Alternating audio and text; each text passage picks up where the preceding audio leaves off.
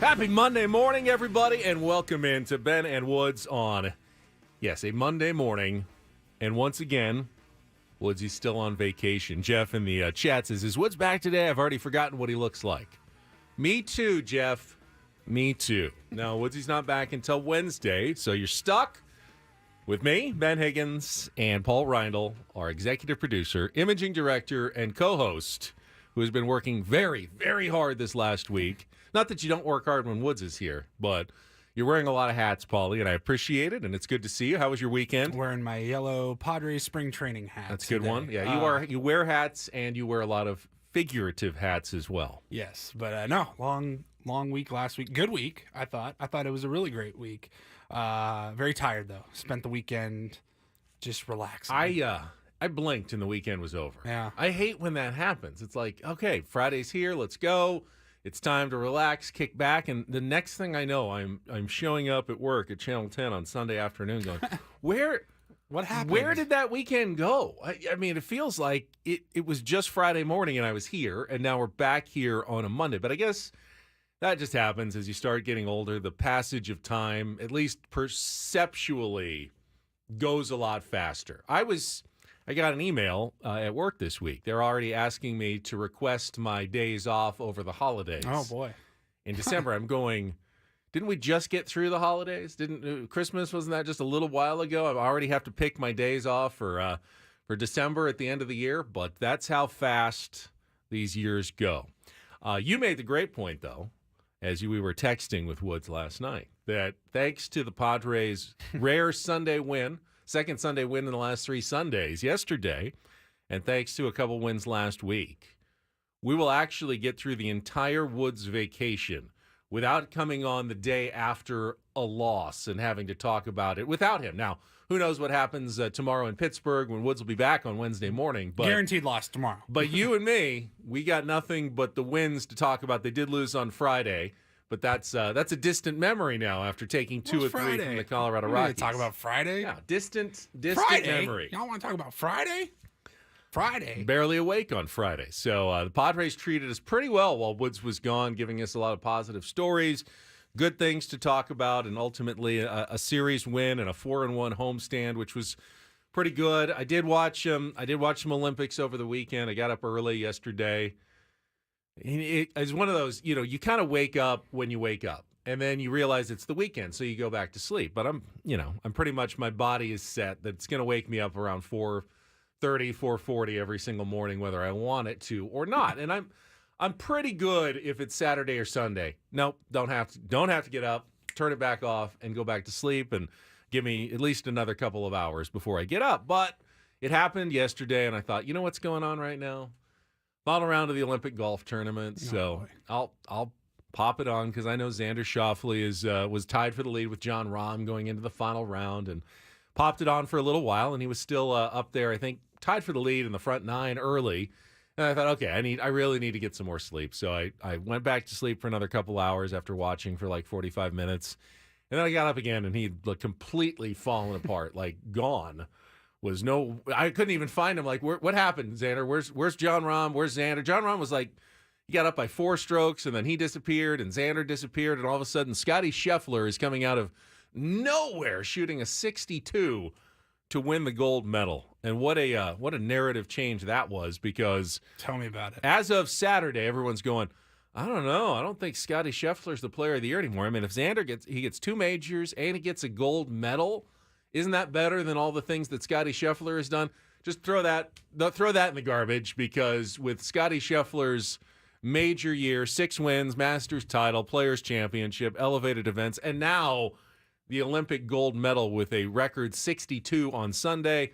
Yeah, it was Scotty's year. It was probably Scotty's year all along. It was a great year for Xander, but he's the number 2 player, and Scotty remains the number 1 player. So I watched that and watched some of the other Olympics. We'll talk about the 100-meter race a little bit later.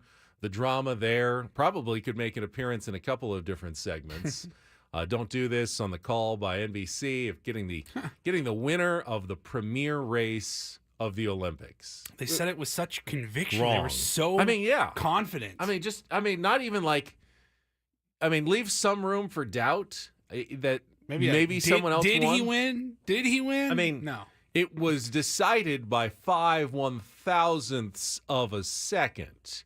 Even like you go to the horse races and there's a photo finish, they're always like, hold all tickets, wait, there's a dramatic reveal after a couple of minutes.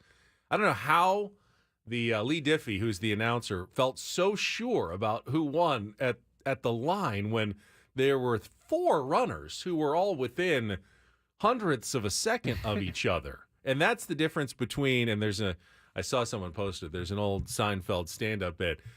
That's the difference between gold medal, silver medal, bronze. No one ever heard of you. You don't win a medal. I mean, we're talking. I've seen that Seinfeld. He's like, now to now. Now to now. Now to now. Now. You train your whole life, and it comes down to between now to now. Now. Nothing. Absolutely nothing. Wow. Perceptually, for at least a human being, the difference between the fastest man in the world and the 4th fastest man in the world who gets absolutely nothing after training all those years to get to the Olympics. And we're like, I was that close. I was right there. I mean, even the guy who's in last finishes less than a quarter of a second behind everybody else. And it's kind of one of the more ridiculous events, but clearly it's the kind of the premier. Wouldn't you say it's my favorite the most event. Olympic of the Olympic events? Yeah, you just the 100-meter dash. You asked last week, your 7th inning stretch question for the roundtable was, if you could win gold, dominate, be the best in any one Olympic event, what would it be? And my answer, I don't think I even hesitated. It was a 100-meter sprint. Like, just to be able to say, yeah, I'm the fastest man on the planet. I think it's the best event. It's my favorite to watch. It's thrilling for as short of a race as it is. It lived up to all the hype. It was great. Just the feeling of being able to like go that fast without being in a car or on a motorcycle or something, and you're actually propelling yourself as fast as those guys go in such a short period of time. It's compelling theater and it's compelling drama, and I think the reason that we do enjoy watching the Olympics, because let's be honest, most of us probably watch 0 of these Olympic sports between the Olympics. I don't watch the World Track and Field Championships every summer. I don't watch the World Gymnastics Championships. They do them. They do have them every year. Oh, yeah. World events. And we don't, the swimming, they do these every year. But we only pay attention to them one every 4 years, which makes them, of course, probably more than they should be, of outsized importance for the athletes, because they know they can win 2 world championships in between the Olympics, but if they don't medal, if they're not on the podium at the Olympics, then they really haven't made any impact, at least beyond their sport. That's the only way they can have an impact culturally beyond their sport, is to win at the Olympics. So with that kind of pressure, creates the kind of theater and drama that we enjoy watching on television. And it's kind of a sick thing that part of the reason we like watching it is how big a failure is costly to the athletes. Like, they have everything on the line, which of course makes it great theater. Maybe it shouldn't be that way. A guy who wins 2 world championships but doesn't win the Olympics is probably just as good of a sprinter as the guy who wins the Olympics but doesn't win the world championships the year before. Sure. Generally, they're running against the same people every year in these races. Are on the Olympics. But only one set of every 4 years is everybody watching. Does everybody care about it? So that race has just such outsized importance compared to the rest of the 4-year cycle. So it ends up being pretty good theater. And I think the Olympics gets it right, and that I wouldn't want to watch the Olympics certainly not every year. I don't think every 2 years. I think 4 years kind of gets it. That adds to the mystique. Yeah, 100%. It's pretty cool.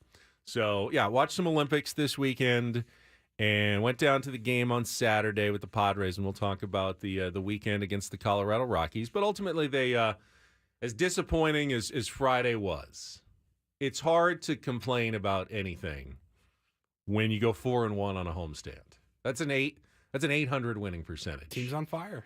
Team remains on fire. 11-3 since the All-Star break is the best record in baseball since the break. Yet the one team that they can't really put any separation between the Padres and the team that is chasing them, the Arizona Diamondbacks, they have the second best record since the All-Star break at 11-4.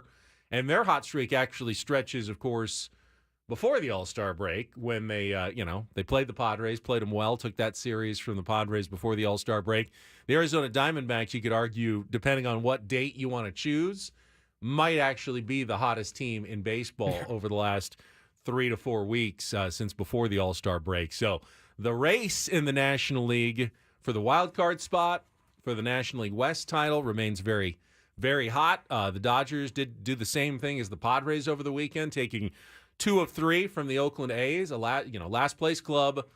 You lose the first game, and you come back and win the next 2 to take the series. Exactly what the Padres did against the Colorado Rockies, the Dodgers did against the Oakland Athletics. So no ground lost, no ground made up against the LA Dodgers. Padres remain 4.5 games back, which is all right. But at some point, you're going to have to, if you want to catch them and you want to win the division, you got to start chipping away at that 4.5 games. The Dodgers are fine matching the Padres, than the Diamondbacks the rest of the way. Yeah, if there's anything to quote unquote complain about, we don't complain about wins. This team is playing so great, but God, doesn't it feel like every time they go on a streak, whether it's 5 in a row, 6 out of 7, whatever, they can't make up a ton of ground. The teams that they would seemingly be trying to be chasing all start winning as well, right around the same time. Yeah, and that has been kind of the case here. There is one team they've made up a lot of ground on since the All-Star break. That's the Atlanta Braves, who have gone 7-9 since the All-Star break, meaning the Padres have made up 5 games, I think that is, on the Atlanta Braves, going from that far back to now, for the first time, I believe, all year long, Padres find themselves in a virtual tie with the Atlanta Braves at the top of the wild card standings. Now, technically, the Braves have played 2 fewer games, so they have 1 less loss, which means percentage-wise, the Braves are ahead. But, of course, the Padres do own the tiebreaker. And if they finish tied at the end of the season, when, of course, every team will have played the same amount of games, the Padres would have the edge there. Mm-hmm. So they've essentially erased that deficit. Padres are tied with the Braves, half a game ahead of the Arizona Diamondbacks. And they did pick up some ground on the New York Mets this weekend as well, who stubbed their toe in Anaheim, dropping 2 of 3 to the Angels. And they're 9-7 since the All-Star break. So the Padres have gained a couple of games on the Mets, who have fallen a game and a half out of that third wild card spot. The Cardinals lost 3 of 4 to the Cubs, including Sunday Night Baseball last week.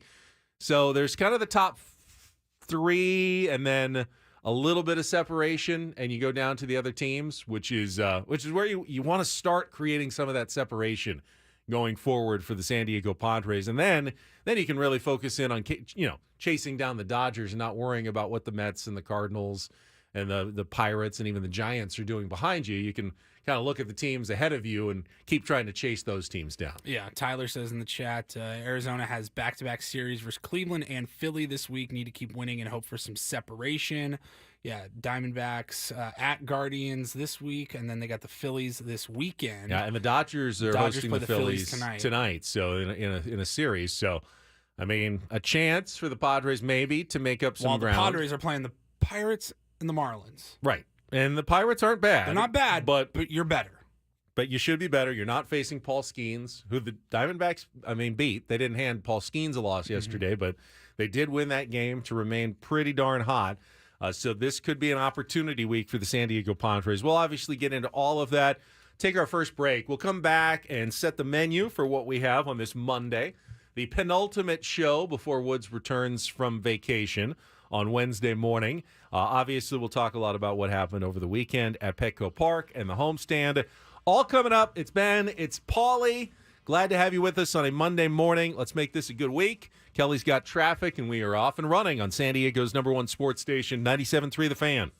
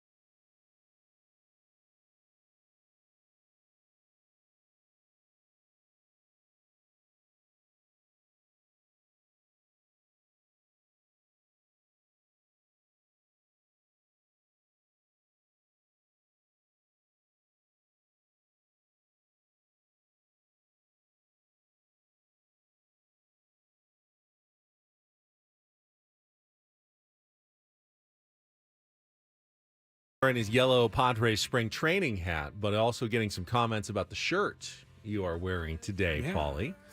If you're on our YouTube stream, Dylan Cease no-hitter.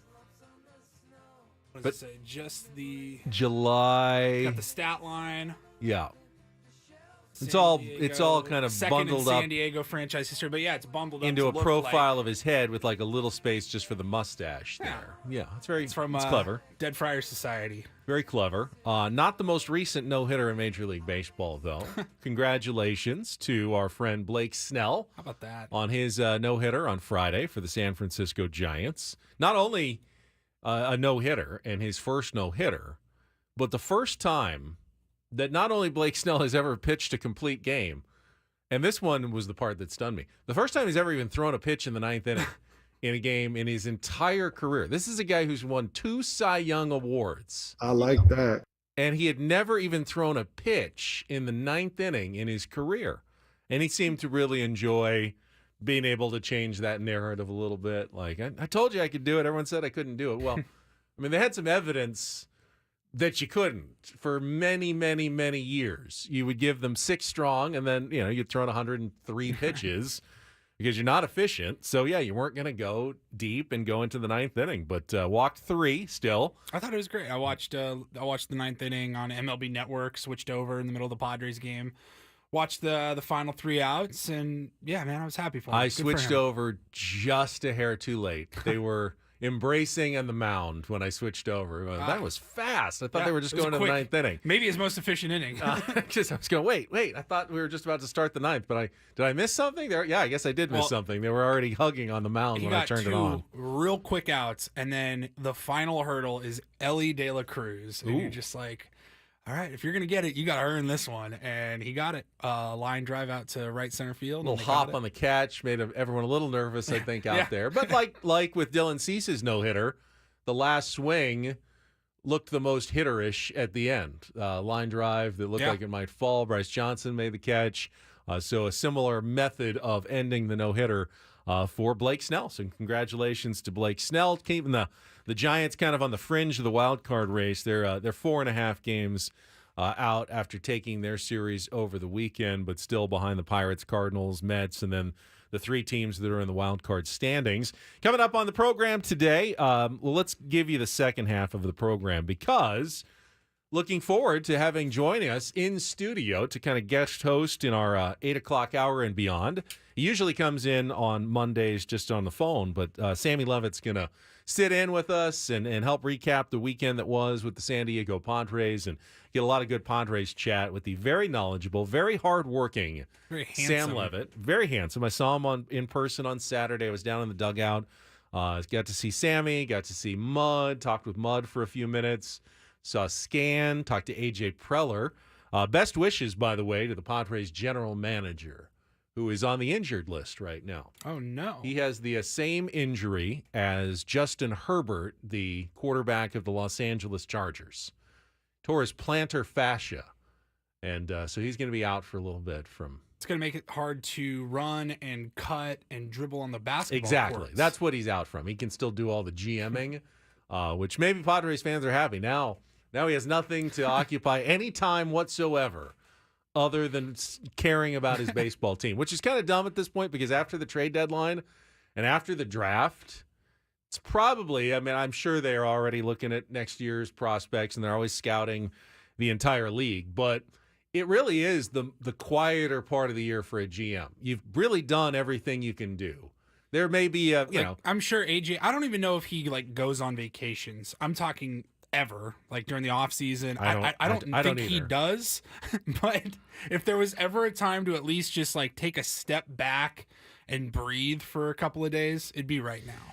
But then this is the most stressful part of the year as well, because all you can do is you've put together the team, and now are they going to sink or swim? Did I do a good job or did I do a bad job? And sure, you can call up guys from AAA and make some moves down the stretch to on the margins to try to help your team, but the big stuff is done for now, and now it's up to the hands of the players and the manager and the coaches of whether or not they can pull it off. So did get to see AJ, talked to him, got to see Buddy Black, manager of the Colorado Rockies, who mentioned that enjoys listening to this program, Paulie, when he gets the opportunity. He says we make him laugh, which I thought, that's very nice of you, good buddy. morning, Because buddy. I hadn't seen Bud in a couple of years. I missed him totally last year on the Rockies. A couple of visits to San Diego, so I wanted to make a point. Went over, said hello to Buddy, and so he's at least a partial tier 1 when he gets the opportunity to listen to the Ben and Woods program, which is nice. The more managers in the National League that we can get listening to this program, I think the better.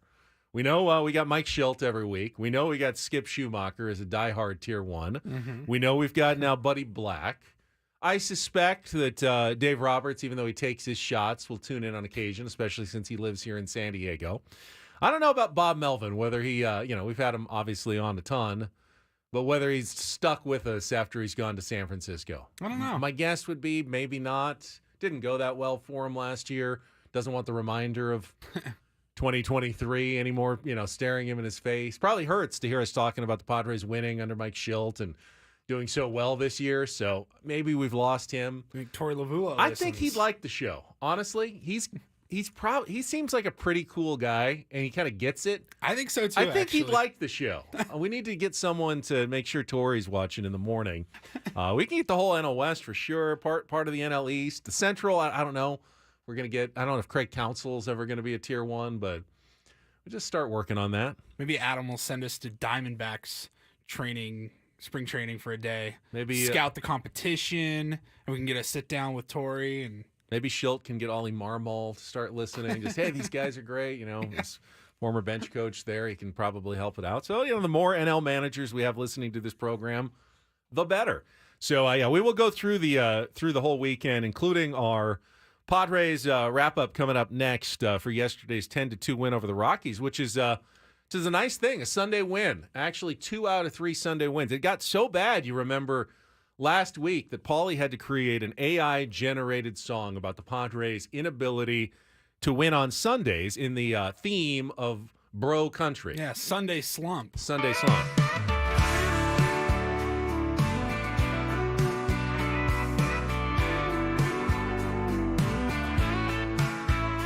There's a team down in Cali by the Sun-Kissed Bay with a nickname from the Padres, but they can't seem to play. Come Sunday afternoons, they just fold and fade away. So, it kind of goes While the on like fans that outside. about the Padres' inability to win on Sundays. Well, now that they're trying to flip that narrative, we thought it's only fair if we go into the AI machine again. And what was the prompt that you put in this time, Paulie? This prompt was a song about the San Diego Padres finally winning a baseball game on a Sunday by beating the mighty Colorado Rockies in the style of bro country. All right, let's hear it. This is called Padres Sunday Miracle. Oh, yeah, this is peppier. I get it. Yeah. Sunshine hitting the diamond fresh. San Diego Padres chasing that quest. Last place hoping for some Sunday's S. Rockies laughing that they the best. Padres line up looking sharp today. Pitcher throwing heat, let's make them pay. Crowd going wild, cheers and sway. Rockies feel the pressure start to fray. It's a Padres Sunday miracle, hell yeah. Padres Sunday Miracle. Ball flying Hell out the yeah. park, don't care. Fans out of their seats, hands in the air. Rocky stomped by the local fair. Nice. Very well done. Hot dogs, mustard, beer in hand.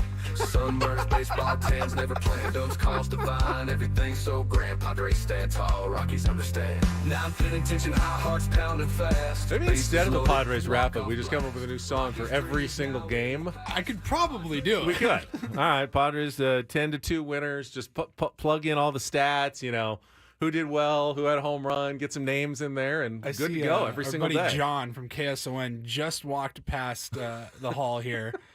We're gonna have to play that for him. I gotta send that over. Be like, dude, this has KSON written all over it. Sounds like literally every song on KSON right He now. should be here in about 40 minutes for Take On Holy John. crap. We got a brand new prize this month, by the way. A great Las Vegas getaway. We'll tell you all about that coming up. Don't do this and more, but up next, our Padres wrap-up. We'll hear Jesse's calls of the 10-2 win over the Colorado Rockies from yesterday. Coming up next, Ben, Paulie on San Diego's #1 sports station, 97.3 The Fan.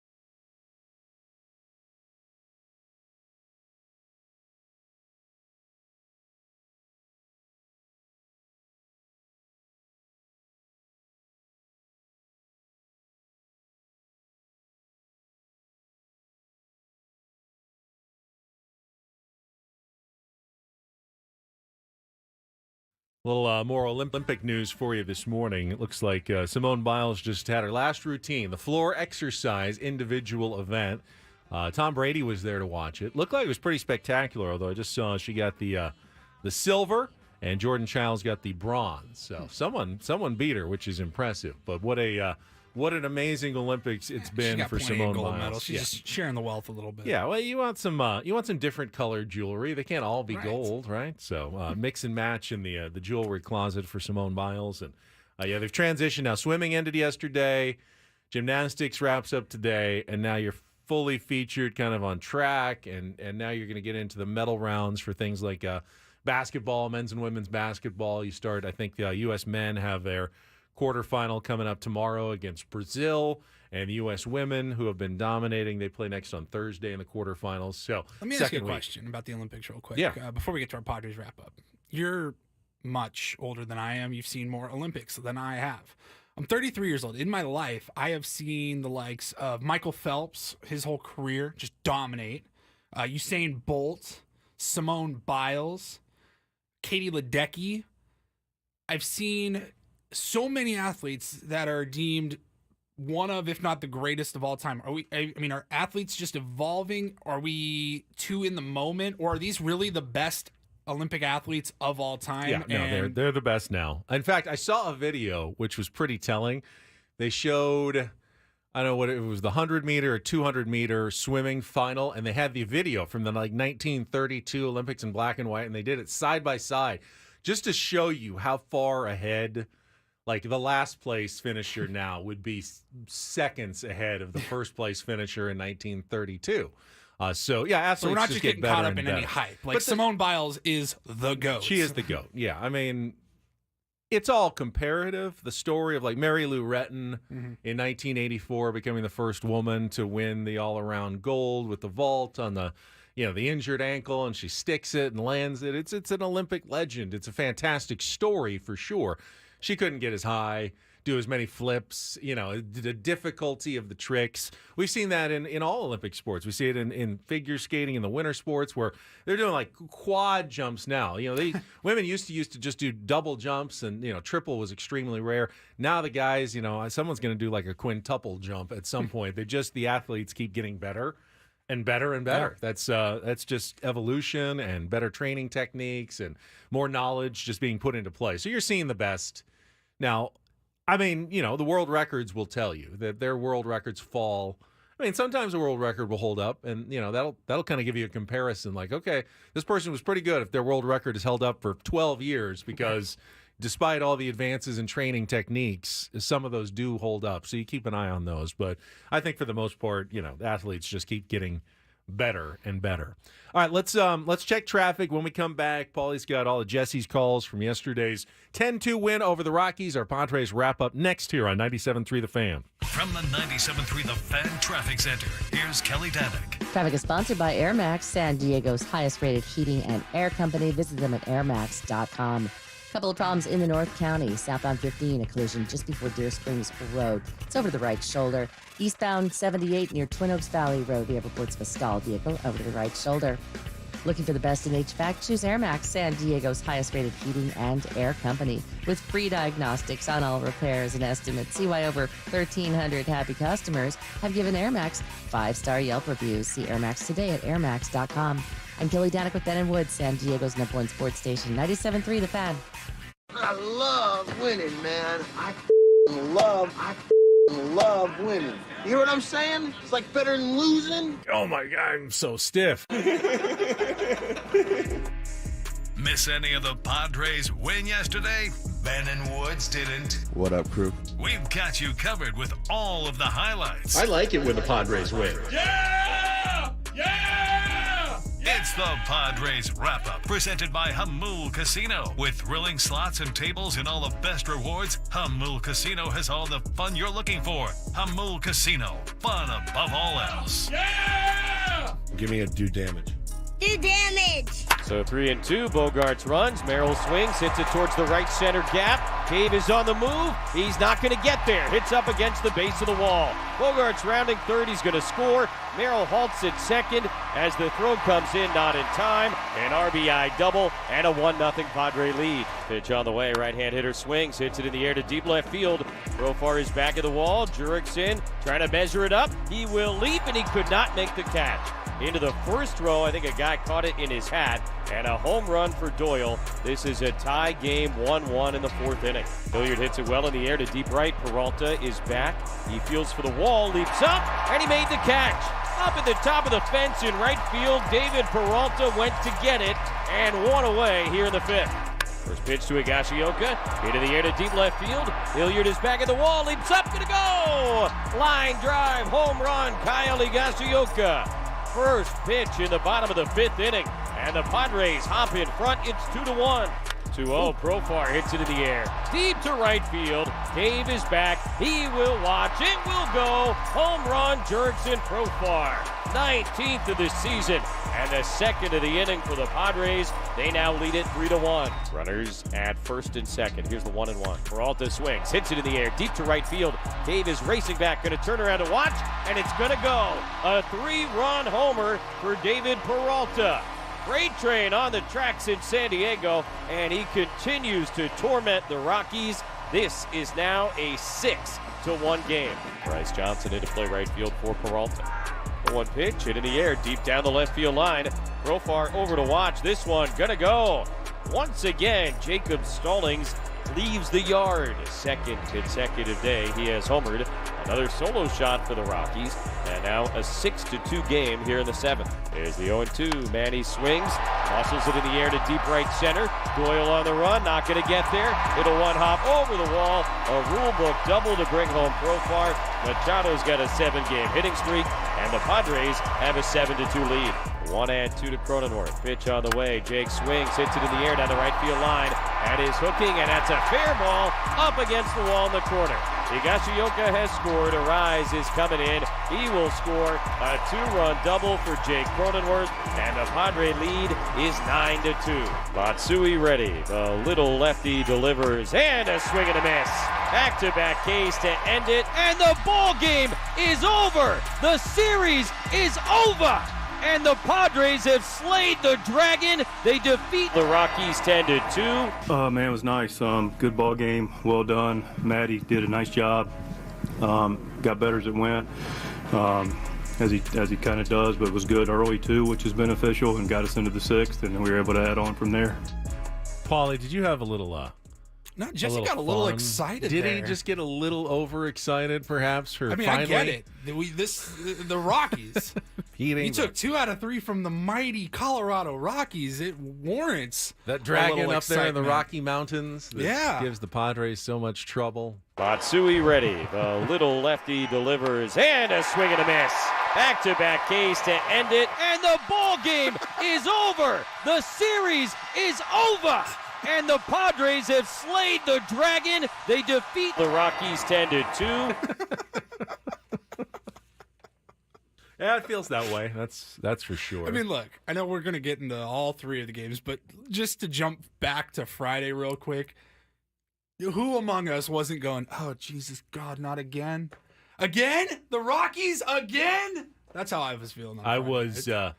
I was almost physically ill thinking about having to, after Friday, thinking about having to come in here on Monday after a series loss, or heaven forbid, Padres get swept at They home lose again on Friday, by the you're Colorado going, Rockies. You're just, the doomer is going, all right, they're going to lose on Sunday because #Sunday. And then you're like, will they scratch one out on Saturday, or are we going to be getting swept and we have to come in and talk about that on Monday? Yeah, I mean, we're a doomer fan base. There's no doubt. I mean, I don't think that's an insult. We're waiting for the next bad thing to happen as a fan base. And I think we will until a lot of good things happen for your San Diego Padres. Good things are happening right now, though. It was good to see the Padres not only break out offensively, but start with Matt Waltren, who avoided the first inning struggles that had plagued him the last couple of starts. Had a very efficient first inning, went 5 2/3, gave up just 2 hits, 1 earned run, 2 walks, 7 strikeouts, and the knuckleball was as lively as we've seen maybe all season, maybe too lively, actually. It caused problems not only for the hitters on the Rockies, but certainly for Kyle Higashioka, who had more balls clanging off his mitt, I think, than ever before. Even Waldron. He had one where it was heading toward the outside corner and then hit the guy because it swerved so much in the lane all the way into the batter. It was moving so much, he had no idea where it was going. Ultimately, though, it proved pretty effective. Solid win, his 7th win of the season. And then, of course, after a slow start against Cal Quantrill offensively, Jackson Merrill helped get things going, had the RBI double in the 2nd inning, but it was still 1-1 until the 5th. And then you heard the 2 home runs, big swings by Kyle Higashioka and Jurickson Profar. 2 guys coming into this season that... There was another one, too. Well, Peralta. there was Peralta, but in the 5th inning. Oh, those yeah. two swings in the 5th by those 2 guys who we knew they were going to be... We knew they were on the Padres. We saw them in spring training. We talked to them both. And we were hoping that they could both be good kind of backup type contributors for the Padres. Role players. Role players for the Padres. If you had told me that August 5th here we're sitting and they've combined for 32 home runs, those 2 guys, Higashioka and Profar, I'd say you're out of your mind. Jurickson's never had more than 20 in a season, and Kyle Higashioka has never had more than 10 in a season. If they both had matched their career years, which is incredibly unlikely, then maybe they could get up to like 30 combined for the whole season. They're already at 32, and there's still over 50 games left in the season. That's nuts what the Padres are getting from those 2 guys. Absolutely crazy. And then huge game for David Peralta. Just when you're thinking, maybe age is catching up with them. He hasn't been hitting great lately. Gets not only the huge catch, though, maybe home run robbing, maybe top of the wall double robbing, one or the other, but then the 3-run home run that really put it out of reach there in the 6th inning and let the Padres pull away and not have to use any of their highest leverage relievers at the end, give them an extra day off going into Monday. Manny's been hot, 2 for 4, double, 2 RBI. He's got a 7-game hitting streak quietly after he was hot, and then he kind of cooled off actually on the road trip out of the All-Star break, but he's heated up again. And he has had a couple of absolutely insane throws from the third base coach's box over the weekend. He did. The one both on Saturday, the 8th inning one, and then the one that Jake made a terrific play on in the 9th inning, getting the tag for that first out and helping Robert Suarez to what was ultimately an easy save. And we'll talk more about that coming up on Saturdays and Friday's games before. But yesterday they did what they had to do. In fact, they have kept alive at least the possibility the Padres have of still winning the season series against the Colorado Rockies. I mean, they need to win every single game.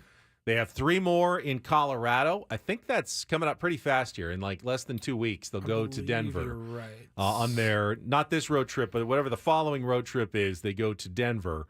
So this weekend, they're in Miami. It's right. The next weekend. They come back home for just a quick a week from homestand. tonight, 3 games against the Pirates, and then they go back out on the road Friday, Saturday, Sunday against the Rockies. So, yeah, not this weekend, but next weekend. Then that's it. They don't have to face the Colorado Rockies again, and quite frankly, I'm okay with that. They were supposed to be a team you were going to beat up on this season, and the Dodgers were the team that you were just hoping not to beat up on you too badly. Right. And it's been the exact opposite. Padres have already won the season series against the Dodgers.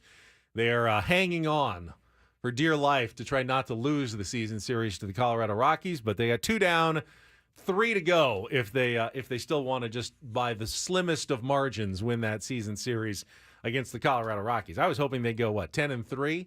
Now they are, at best, could be 7-6, and they have to win the last 3 to do that. They're 4-6 right now against the Colorado Rockies, but better than 2-8, which they could have been had they not got the jobs done on Saturday and Sunday. So yeah, Padres now tied with the Braves for the top wild card spot in the National League as they get ready to head out on the road this week. Sam Levitt's going to be in studio. He actually tweeted out the pitching matchups for this upcoming series late last night. I'm not sure when he got the information. I hadn't seen it until Sammy's tweet about 3 or 4 hours ago. But Dylan Cease and Michael King will both pitch in the first 2 games of the series in Pittsburgh.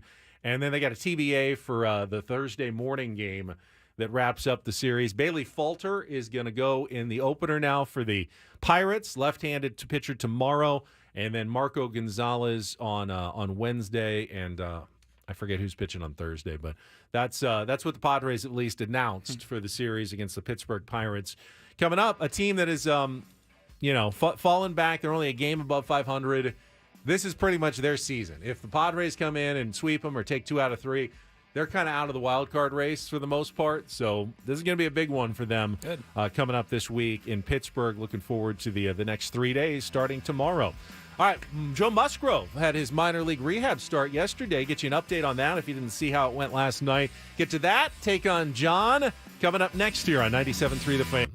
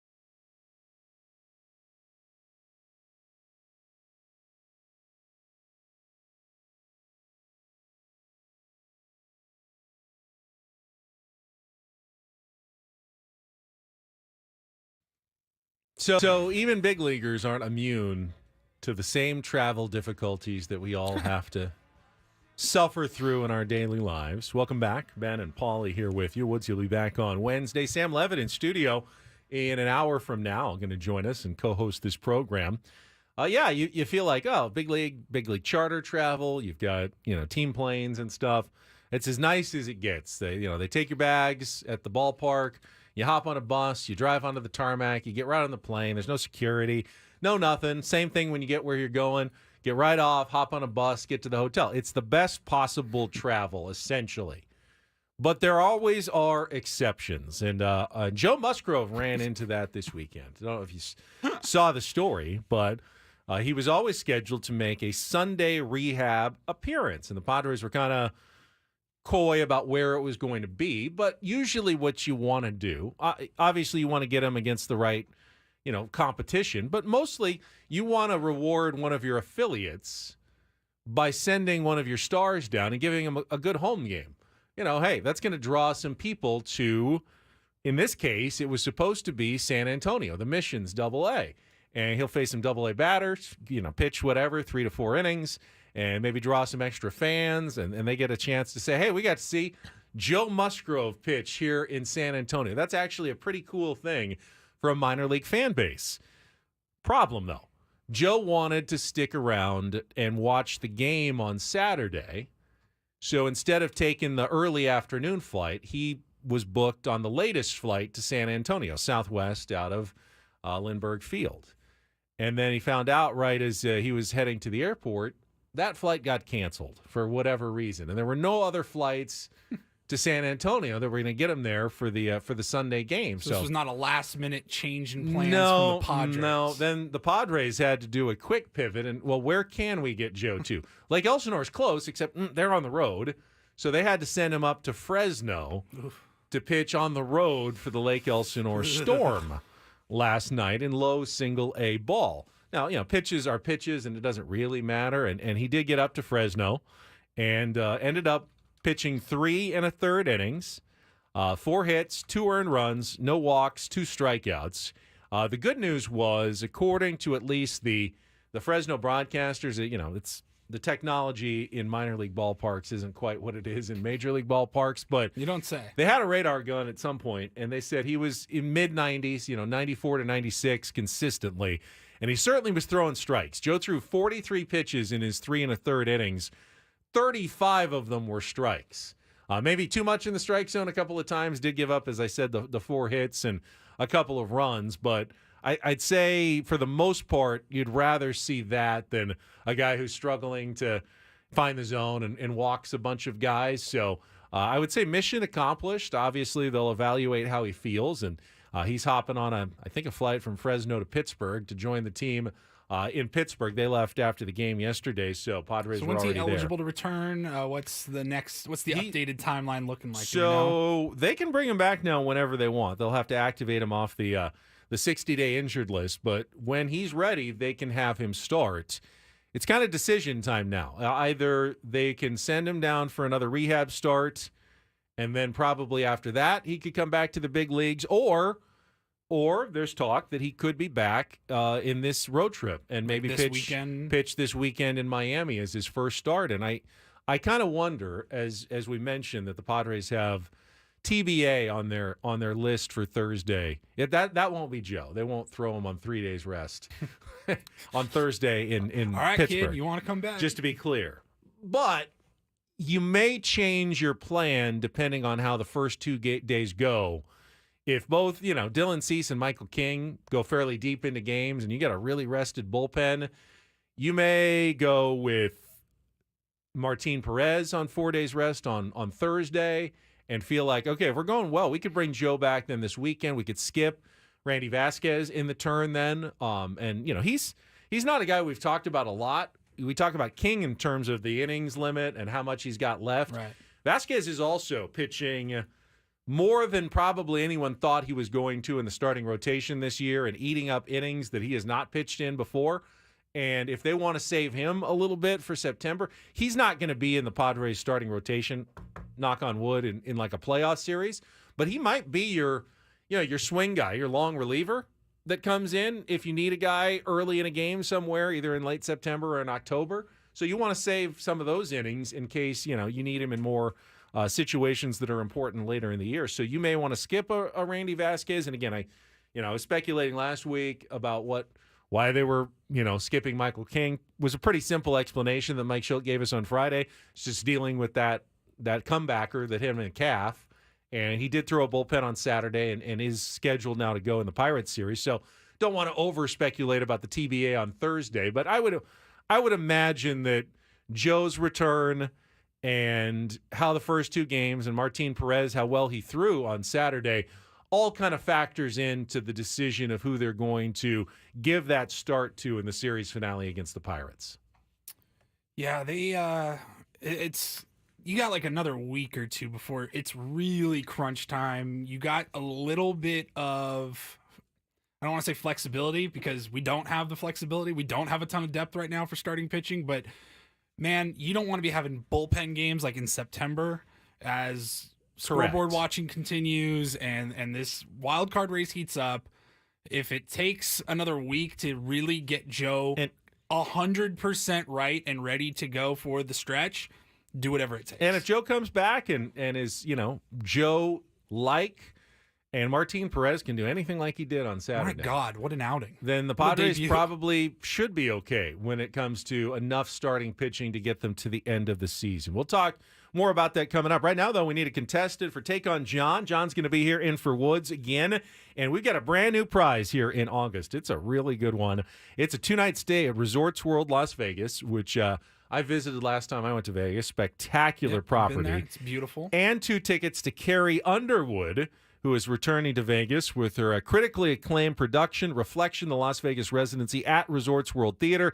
Tickets for performances from August 14th to October 26th on sale now at AXS.com and RWLasVegas.com. But if you want to get into our drawing, you can be the first this month. Take on John today, 833-288-0973. It's our musical trivia challenge, 833-288-0973. Call in now. We'll play our game probably in less than 60 seconds. So fast fingers, need a contestant, and we'll play Take on John here in just a second. So, yeah, Padres rotation is a little bit in flux, but maybe looking upward with the potential return of Joe Musgrove here. If not this road trip, then certainly next week probably at the latest, assuming no setbacks, assuming he comes out of yesterday's start in Fresno feeling pretty good. That's good news for the San Diego Padres going forward. No updates on Yu Darvish. I didn't see any this weekend other than continuing to offer him his support, and he'll let the Padres know when he's ready to come back off the restricted list. But I'm not even counting on that. That would just be like a bonus at some point. What was, just out of curiosity, what was the status of his health before the restricted list? He was almost back. I think he was getting close to a return. So hopefully as long as he's doing basic extra time. Yeah. I mean, he'll have to build up again, obviously, if he comes back for probably a couple of minor league starts. But I think the health was improving. All right, I see some contestants on the line. Let's get to it. New prize. Let's take on John.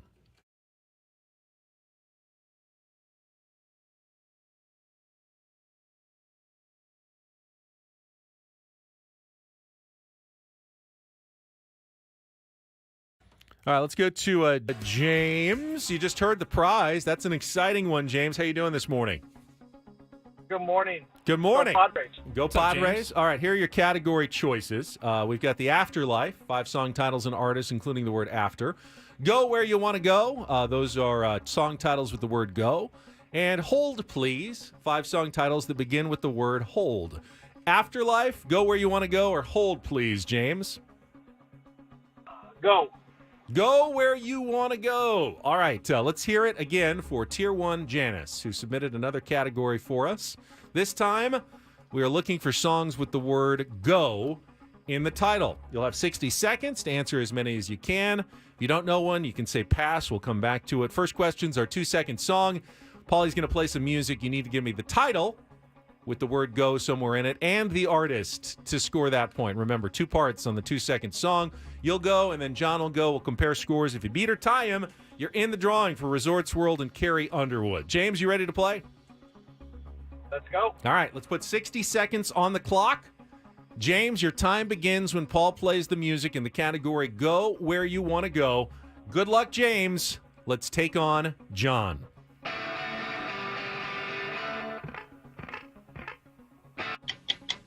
The Clash, should I stay or should I go? Correct. Wham! Makes reference to the 1930s dance craze The Jitterbug in the opening to which Breakthrough 1984 hit.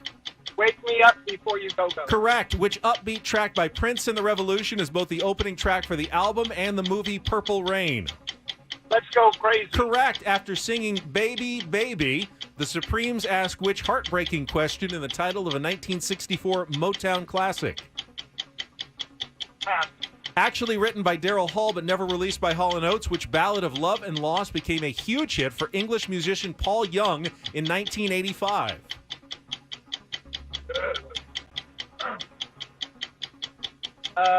Go back to the Supremes. After singing Baby, Baby, the Supremes ask which heartbreaking Where question... did Our Love Go? Correct. Actually written by Daryl Hall but never released by Hall & Oates, which ballad of love and loss became a huge hit for English musician Paul Young in 1985. We run just out of ran. time. You got 4, though. Good score.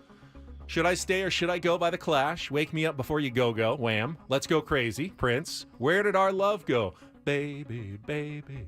Where did our love? Let's go. I'm not really a Motown singer. And then the last one, Paul Young, is Every Time You Go Away.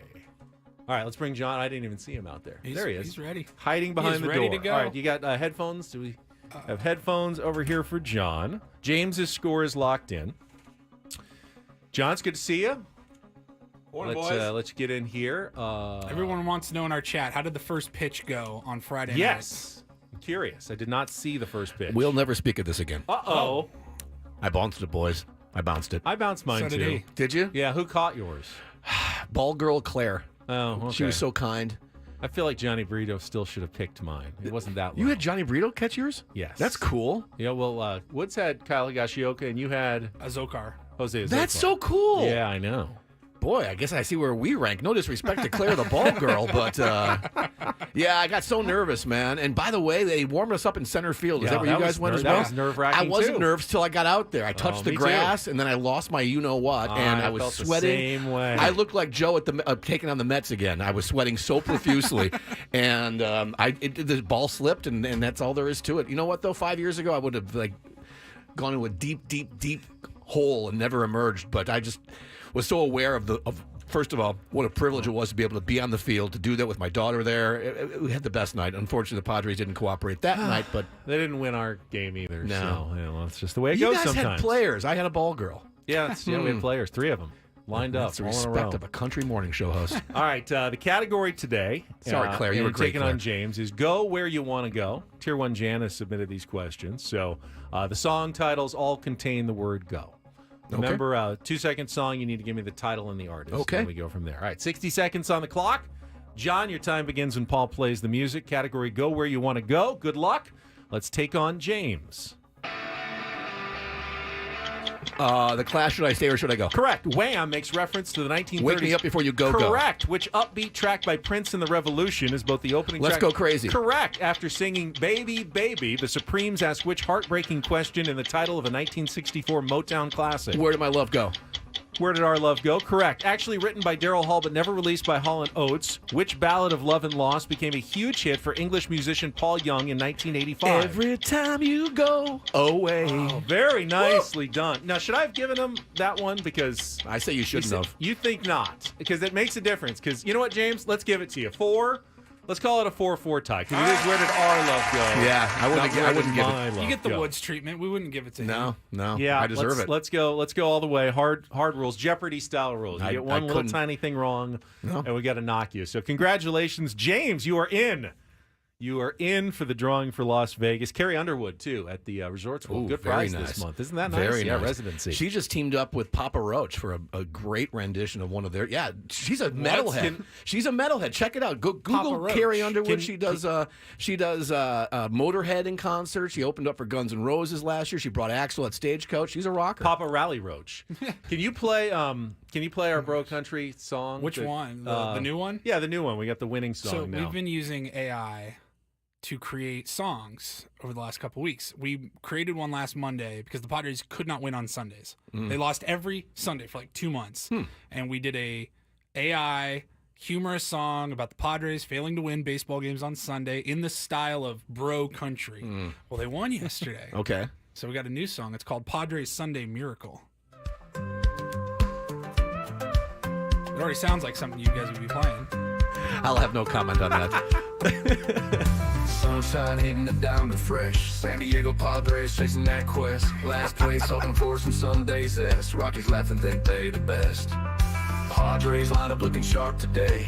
Pitcher throwing heat, let's make them pay. Crowd going wild, cheers and sway. Rockies feel the pressure start to fray. It's a Padres Sunday miracle, hell yeah.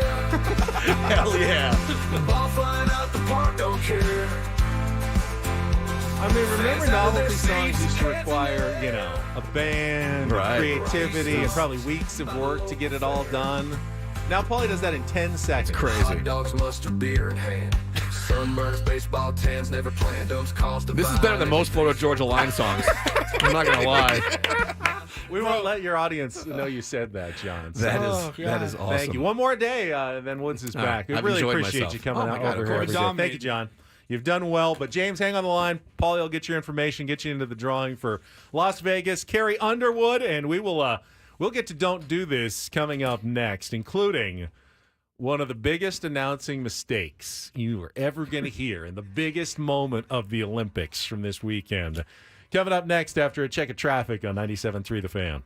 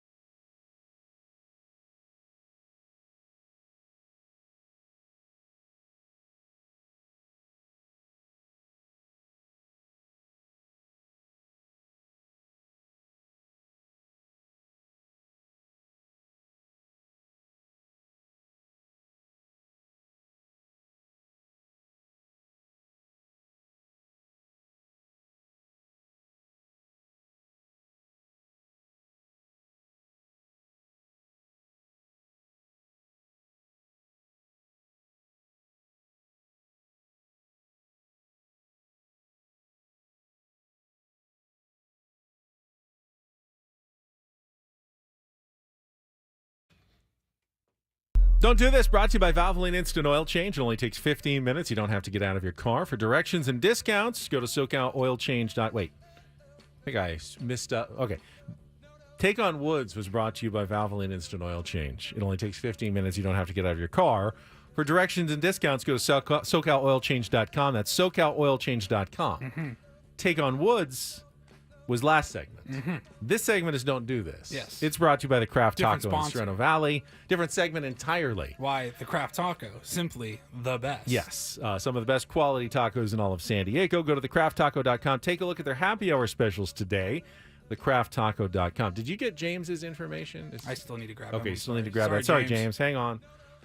Don't worry.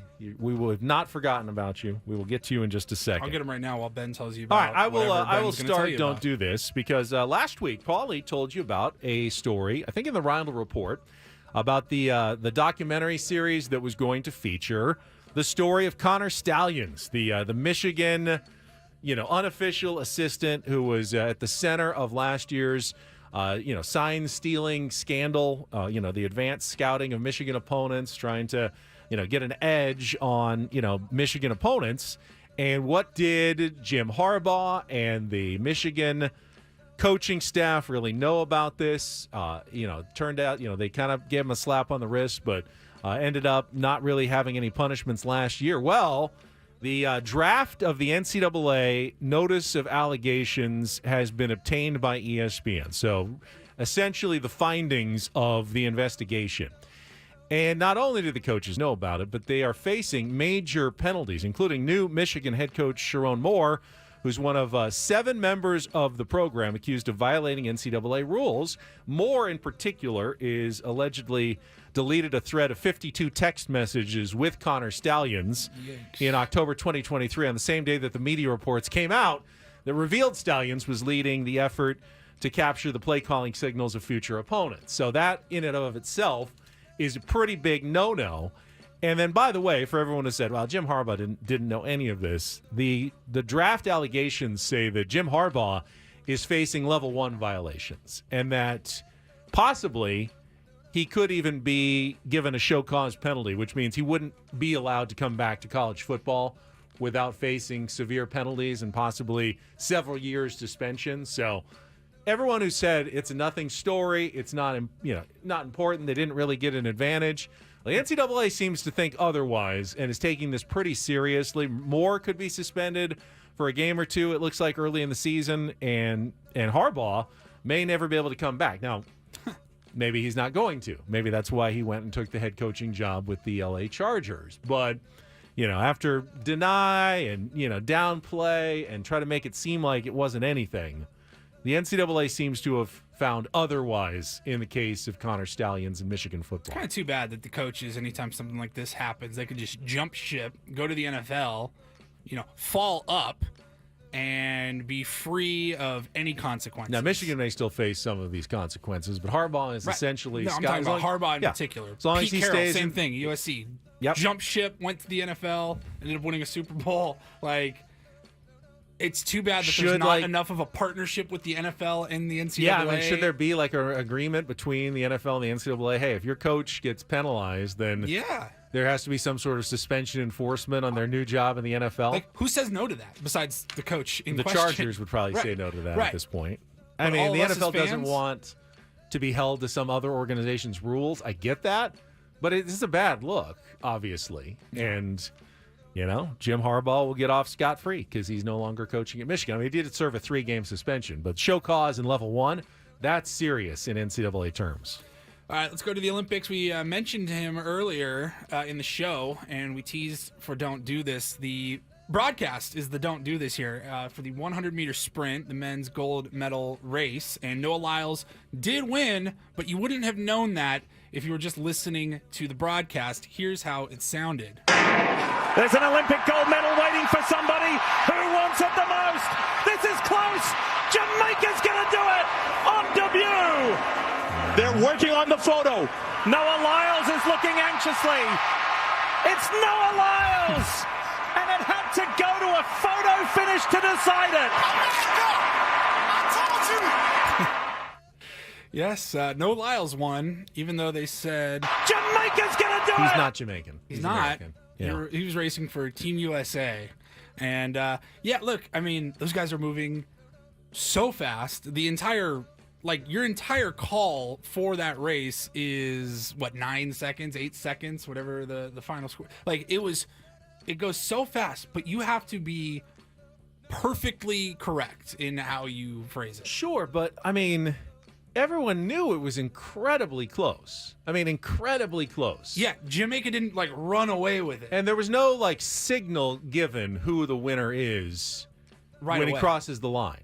It's not like an out at first base. And even when Don or Jesse is calling it out at first base, if it's really close, they'll say, oh, he called out, but, hold all tickets for a second. This one, they may want to review this one because we know it's really Jamaica's close. going to do it on debut! He didn't even give it... but maybe not. Let's wait just a second to see. I think Jamaica might have won, but it was so so close. close. We're going to go to a photo finish. He was just confidently declaring Jamaica the winner.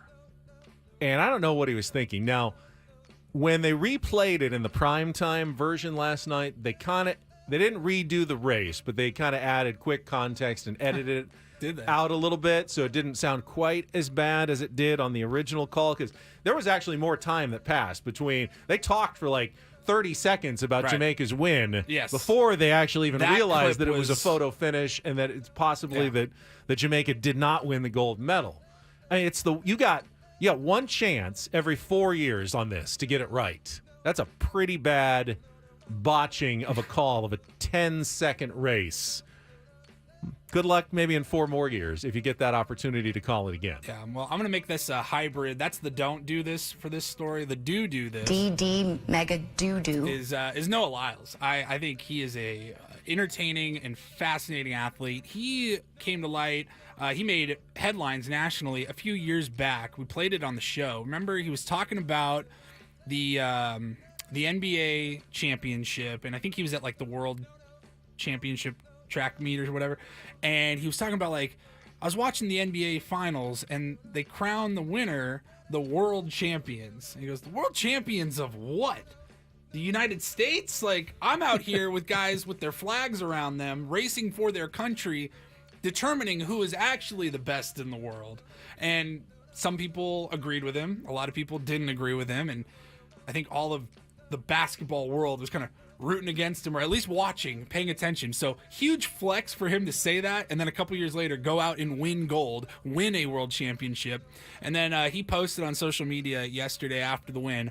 Noah Lyles says, I have asthma, allergies, dyslexia, ADD, anxiety, and depression. But I will tell you that what you have does not define what you can become. Why not you? I saw that. Really I cool. saw that. That was cool. And, well, I will say that the NBA, all the best players in the world play in the NBA, and while the teams are all American except for the Toronto Raptors, I think it's fairly safe to call the NBA champion the world What champion. hurts me the most is that I have to watch the NBA finals and they have world champion on their head. World champion of what? The United States? Don't get me wrong. I love the U.S. at times, but that ain't the world. That is not the world. We are the world.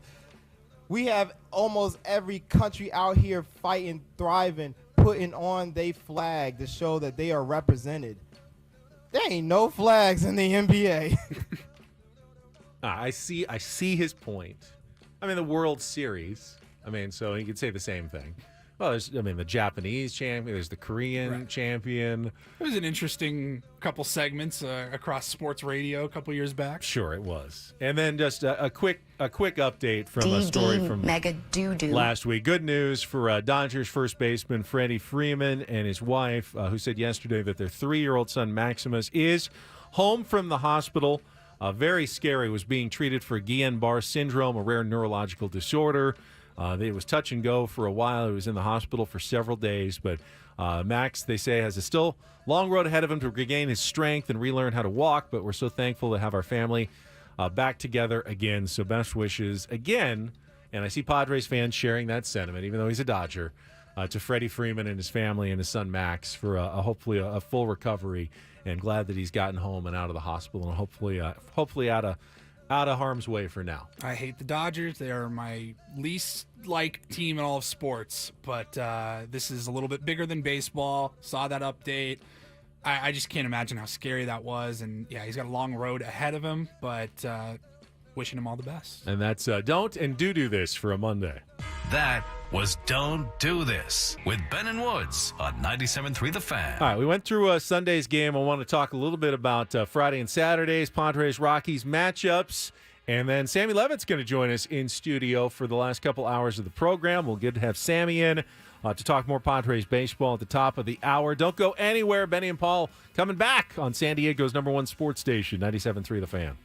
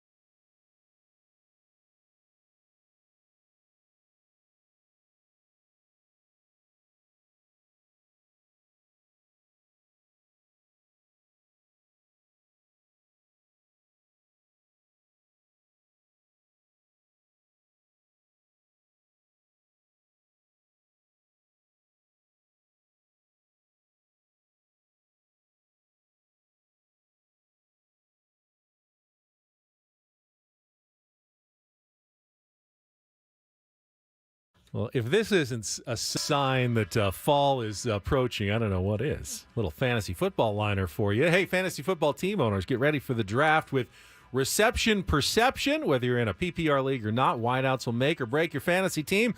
That's why you need to listen to a podcast that specializes in wide receivers. Now, that is niche. Don't get embarrassed this season with a new tattoo that your friends pick out for you on your behalf. Listen to new episodes every Tuesday and Thursday.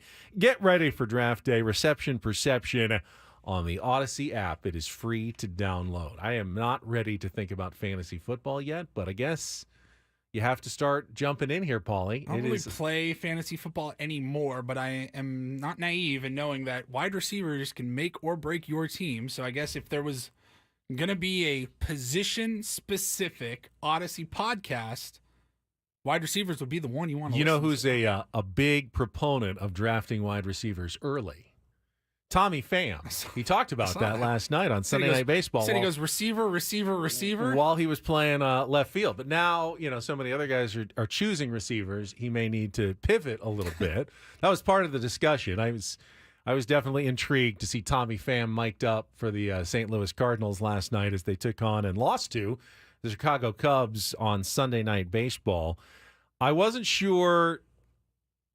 I mean, you said it last week, right? So the ESPN broadcast requested I saw something about the audio from Tommy Pham from Adam talking about getting into a fight, when he got into a fight, and it was about fantasy football, wasn't it? No. I think this didn't he. Who did he slap because of fantasy football? That was Jock Peterson. Yeah, he slapped Jock Peterson because of fantasy football. Was that when he said I'm a good fighter? Yeah, my new Muay Thai, and I think that was had to do with the fans. Separate. Maybe I that thought it was about the something fans separate. because I thought when he slapped Jock, he was not with the Padres anymore, and he was still defending the Padres. Well, he obviously still cares because one thing that Tommy did say was he won the Arizona Diamondbacks Fantasy Football League last year, which obviously they did the draft probably, in this time of the year when he was there helping them in their playoff push. And then he obviously left and he signed with the White Sox. And he said they promised they'd have a ceremony for him when he came back. And they went back in June with the White Sox, played a 3-game series in Arizona, and there was no ceremony. And Tommy, being Tommy, you'd think that he's joking when he says he's kind of mad about it, but I don't think Tommy jokes about anything. I think he's legitimately mad that they didn't have some sort of ceremony for him for winning the Fantasy Football League, and I'm pretty sure he's filing that away and is going to hate the Arizona Diamondbacks and everything about them forever because they didn't give him his fantasy football championship ceremony when he returned with the White Sox back in June. I'm a very good fighter. I don't do Muay Thai, Kung Fu, and box for no reason. He also said he's now working on shooting. He started shooting. He said, well, if I'm going to be in the Olympics, maybe I'll do one of those shooting events. He said, I'm just like a C right now, but after I retire, maybe I will get locked in and could get up to like Olympic level of shooting. So that was Tommy Pham on Sunday Night Baseball last night and what he had to say during his stint in the outfield. I did check. The Cardinals they've already gone to Arizona, so he does not have another chance to go to Arizona and get that fantasy football ceremony that he wants. All right, let's check traffic. Want to talk about Friday and Saturday's games and how obviously the wins this weekend kind of changed the perception of what happened on Friday night. Get to that after Kelly here on 97.3 The Fan. From the 97.3 The Fan Traffic Center, here's Kelly Danick. Traffic is sponsored by Airmax, San Diego's highest-rated heating and air company. Visit them at airmax.com. Just one thing to mention here, northbound side of the 805, right at the westbound King Freeway connector ramp, there is a collision involving a couple vehicles there over to the left shoulder. Looking for the best in HVAC? Choose Airmax, San Diego's highest-rated heating and air company. With free diagnostics on all repairs and estimates, see why over 1,300 happy customers have given Airmax 5-star Yelp reviews. See Airmax today at airmax.com. I'm Kelly Danick with Ben & Wood, San Diego's #1 sports station, 97.3 The Fan. So Friday night was a very 2024 Padres moment. You come off a sweep of the Dodgers, a 2-game sweep, and then you lose to the Colorado Rockies. Actually already happened earlier this year when the Padres won a series from the Dodgers and then get swept by the Colorado Rockies earlier this year. But I watched Friday night's game, and my instinct was telling me that was not necessarily a game that you should be totally panicking about. It wasn't the best game, obviously, the Padres have ever played, but Randy Vasquez got through his 5 innings, 3 hits, 1 run.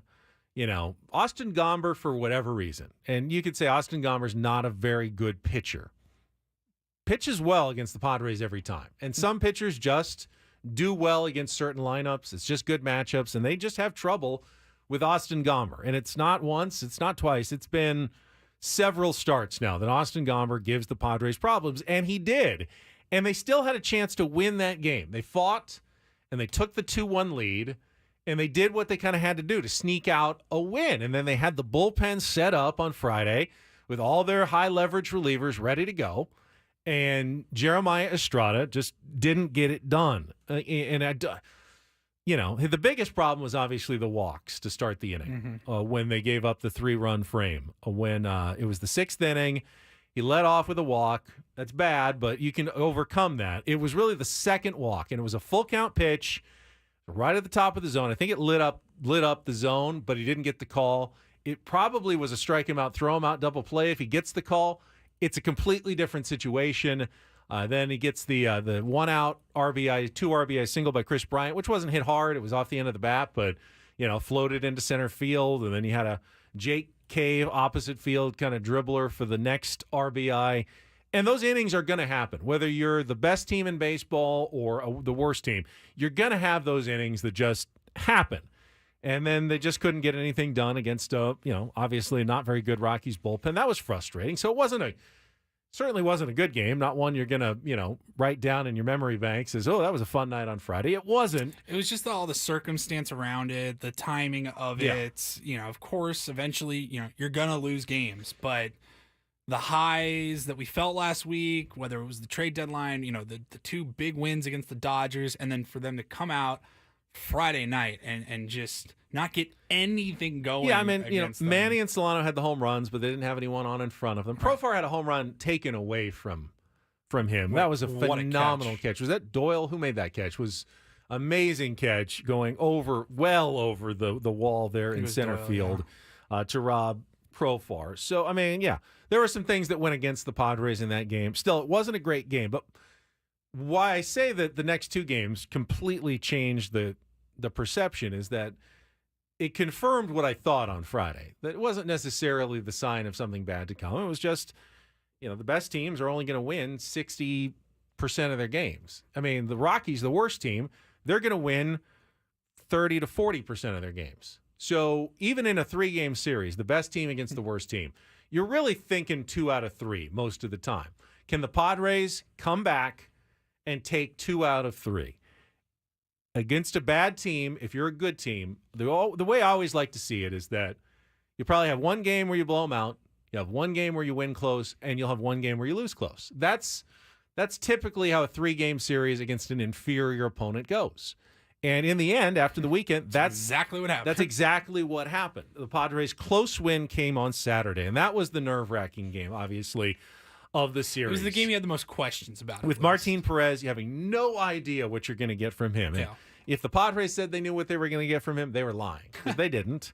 And they didn't really say that they did, but they had to be absolutely thrilled with the 6 innings, 3 hits, 1 run on a solo home run, 7 strikeouts. That was the most shocking part of Martin Perez's outing, because he's not a guy who gets a ton of swing and miss. I mean, he's got a good changeup, but he did on Saturday. He flummoxed the Rockies for 6 innings. Now, Tanner Goodman did the same thing. A guy with an 8 ERA, don't know what was going on offensively, but the Padres were just still in that funk.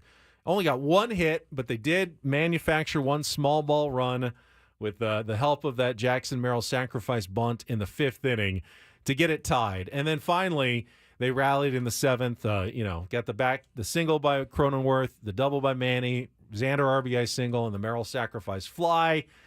Just enough to hold on for the 3-2 win after Tanner Scott made his Padres debut on Saturday, did allow a solo home run to Jacob Stallings, ended a streak of 17 2/3 scoreless innings for the National League reliever of the month with the Miami Marlins for the month of July.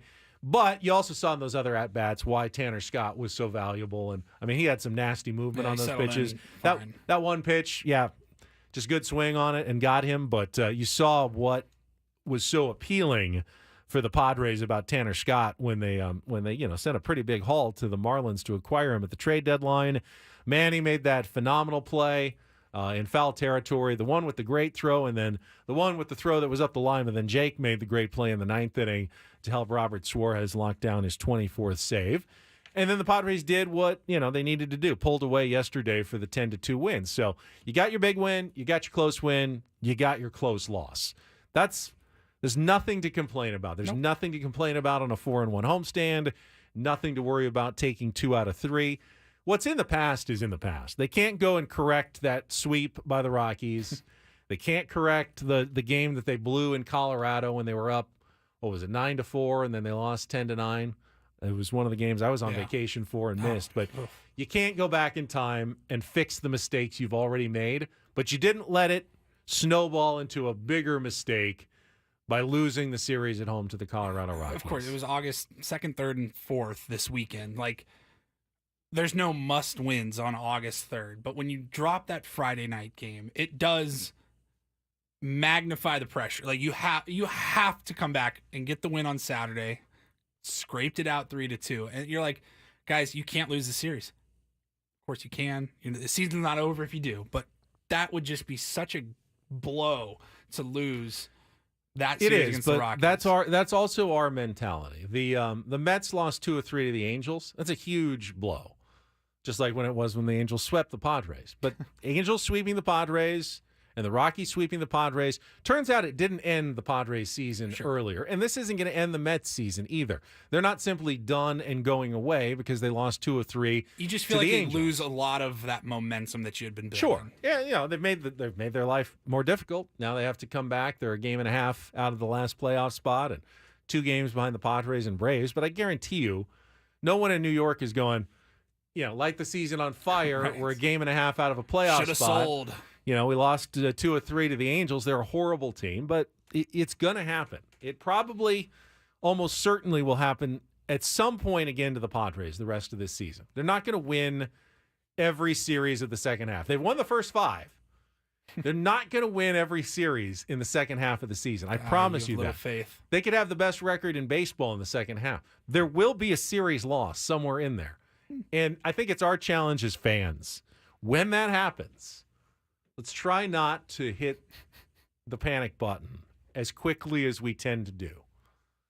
It's all a matter of how they lose that series. Well, you say that. But if they go and get just dominated, bodied 3 games in a row by the Marlins, I'm going to come in very pissed off on them. They haven't been bodied in a series. I'm saying if that were to happen, that would be cause for what the F is happening. I get what you're saying. Yeah, next weekend, you're right, at the Marlins. But guess what? The Braves just lost 2 of 4 to the Marlins at home.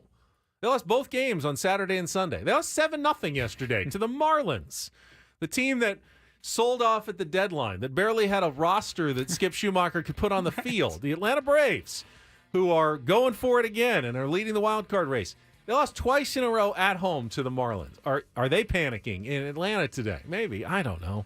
I just feel like we panic a lot faster than other fan bases, and I don't know that we have to. That way. Guess who's here? Sammy Levitt has arrived in studio. Going to be co-hosting with us here as we get to the second half of Ben and Woods coming up next year on 97.3 The Fan.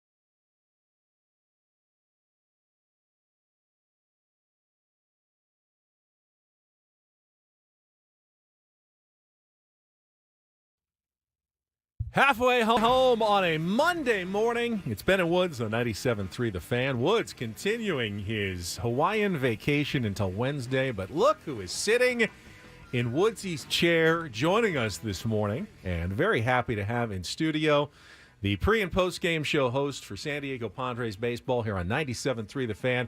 It is Sam Levitt. Sammy, it is so good to see you, so good to have you. Always appreciate your Monday contributions, but this is going above and beyond, especially on an off day when the Padres are on the road and you don't have to work to come up this early. Thank you very much, Sammy. Well, my pleasure. And as you guys know, I am a big Tier 1. I listen well beyond when I'm on the show every Monday at around 8:35, 8:40. So good to be here. That Woodsy guy, I mean, just leaves town, heart of a playoff race. Yeah, Unbelievable. must be nice. How hard of a worker is Sammy? Well, we know that he does, I don't know, 158 or more of these games a year. I mean, it's a rare. You may take a day off or two for like a wedding or something to go to, but you're pretty much going to work every single game. So from spring training, when you show up, when they report in mid-February until the last, hopefully, playoff game is over, you're working 95% of the days for that stretch of time. Yeah, and spring training. Yeah, exactly. Nowadays, so, too. Yeah, so February 15th or so until hopefully early November. I mean, it hasn't been that late yet for the San Diego Padres, but as deep as they go. My first year in 22, it was long. It felt like a real grind. Now, I didn't go to spring training, but I also only got here a week before the season started, and the whole thing was such a whirlwind. By the time it was over, I remember... the lockout year, too? Yes. Yeah. Yes. It was like the weird, we didn't know when we were going to spring training. We were waiting on all that to happen. Right. Adam's like, guess what? You guys are going out next week. We're like, okay. Right. Yeah, I remember the first actually... time we talked to you. Yeah, and we...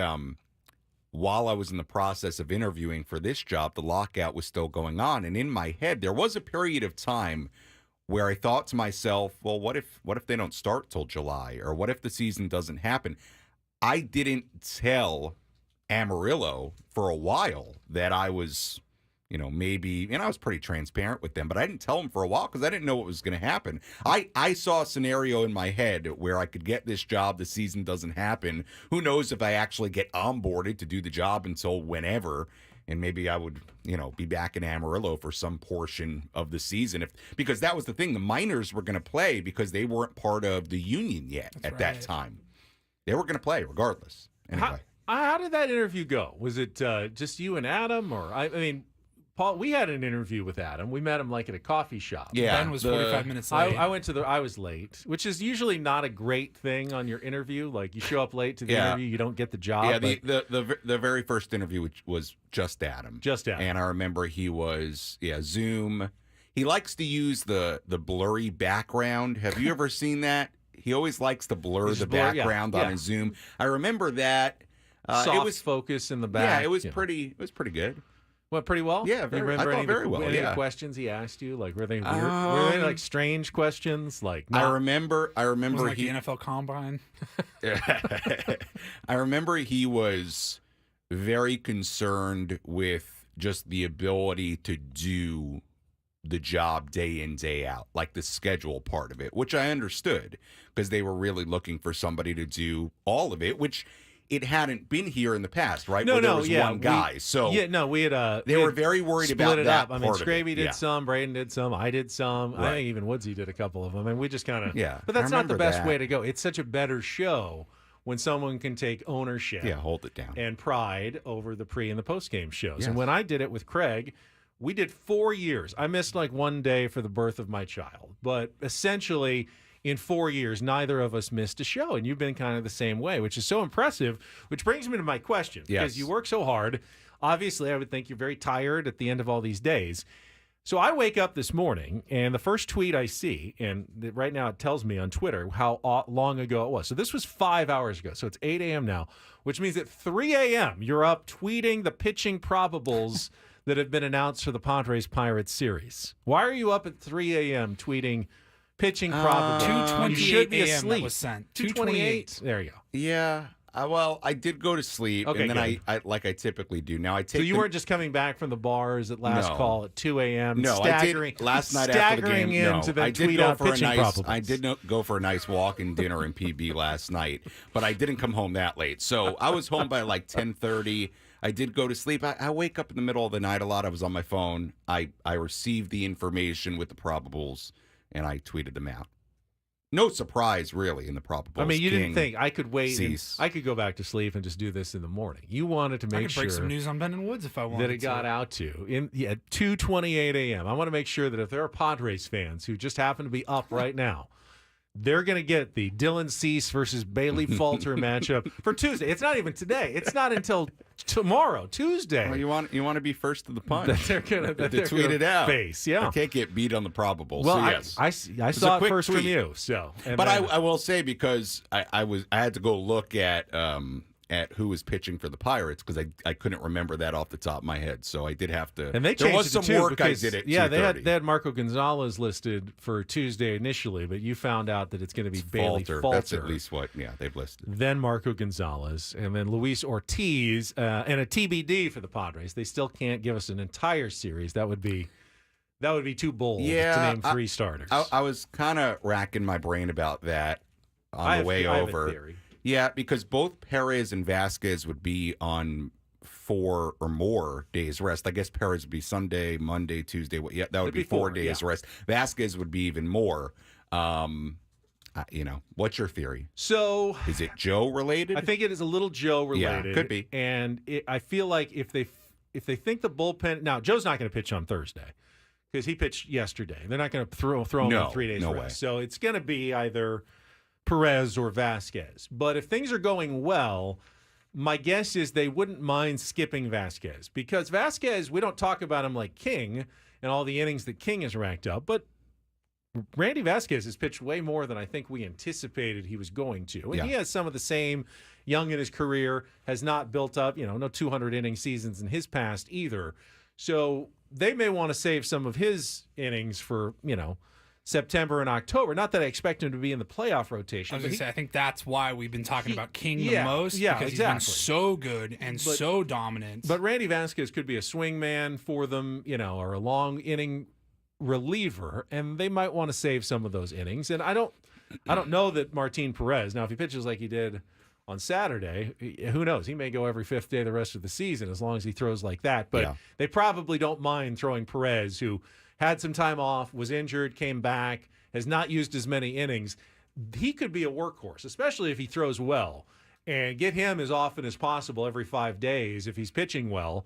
And if they eat him up at the end of the season, no big deal. He may not even make the postseason roster, but he could definitely be leaned on heavily for innings as a veteran who's done it before, has been to an all-star game, has pitched deep into seasons before. He might be the guy you want to go a little more often. Yeah, so they're probably thinking about that. Yeah, I agree with that. And Perez was great, I thought. And he pitched a little bit differently in that start. You could already see sort of the Ruben Niebla effect, if you will. He got a lot of swing and miss in that game, more than he's got throughout the season. So that was encouraging. And I think that's a pretty good theory on the innings part of it. And then if the bullpens, if Cease and King throw well and the bullpen's really fresh, they can then plot maybe in the Miami series to bring Joe back, knowing, hey, we may only get 3 or 4 innings, but we've got a pretty fresh pen.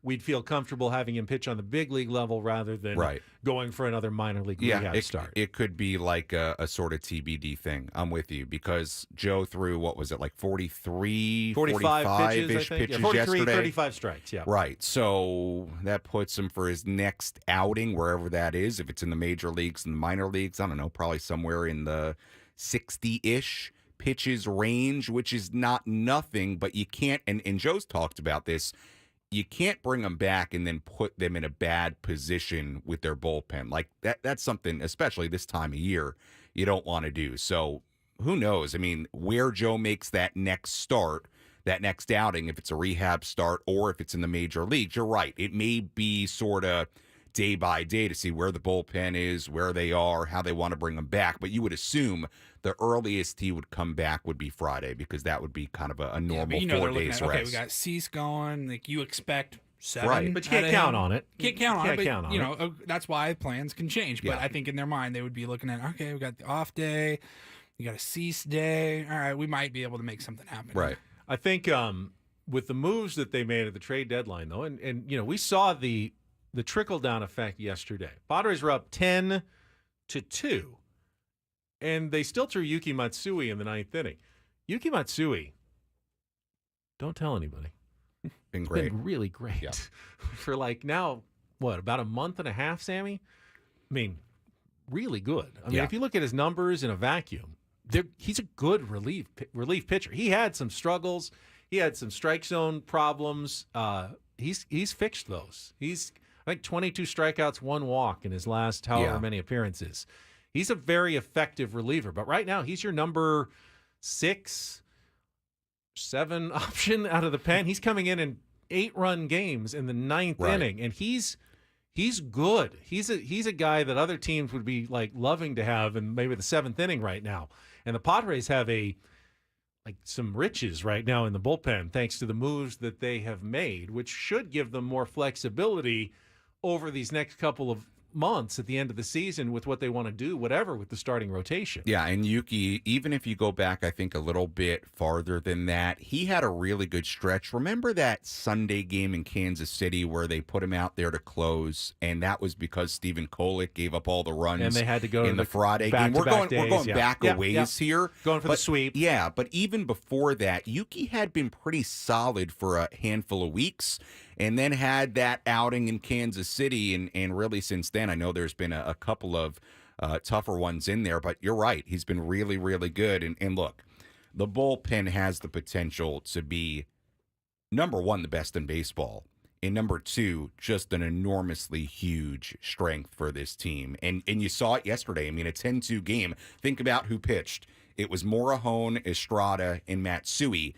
And by the time Morahone came in the 6th inning, well, it was a 3-1 game then the home run by Peralta made it 6-1. But the point is, they had the luxury to go to somebody like a Jeremiah Estrada in a game that was not particularly close. Imagine saying that a week and a half ago. I mean, basically they had 3 high leverage guys you could really trust in a big spot, and now that has totally changed. It is a really, really big deal. And Morahone's given a little bit of ground lately, but they can be careful with him, and they can pitch him in slightly lower leverage situations, and he still got good stuff. He could get locked in again and be very valuable down the stretch, even though he's, I wouldn't say struggled, but he keeps giving up. Just there's a home run here and a home run there. Not necessarily always costly. It wasn't yesterday, but you can keep an eye on that sort of thing. But you have other options now. And those are young guys. I mean, look, Adrian Morahone has been, I think, a pleasant surprise this season. I mean, think about how you viewed him going back to spring training on who he's been. Very talented arm, great stuff. I think we all understood that, but somebody that struggled to stay healthy and was up and down in his major league career. We're trying this again, huh? Right. And to his credit, Adrian has been just great this year, and obviously Estrada has been a wonderful find as well. But the other thing it does, we talked about the innings. A day like yesterday, Matt Waldron, now there was a matchup there, lefty on lefty in the 6th inning, but he ultimately threw 80 pitches in 5 2/3 innings. Gives them the ability with King, with Waldron, with a Vasquez, to, as best they can, shave off some innings, shave off some pitches. So that deep bullpen, it really could have an effect in a lot of different ways. And I guess that's why you make the moves, right? To make it that kind of pen and give you that kind of advantage. All right, let's take a timeout. We'll fix Sammy's camera on our YouTube stream. And I want you to think about this question when we come back. This is now your 3rd season of Padres pre- and post-game. Is this the best you've seen them play over an extended stretch? Or, are you going to go back to the close. 2022 playoffs? Is there a better stretch of Padres I'll think about baseball than what you've seen basically since the All-Star break? Talk about that with Sam Levitt. He's in studio. We'll check traffic with Kelly, and then back in a minute here on 97.3 The Fan.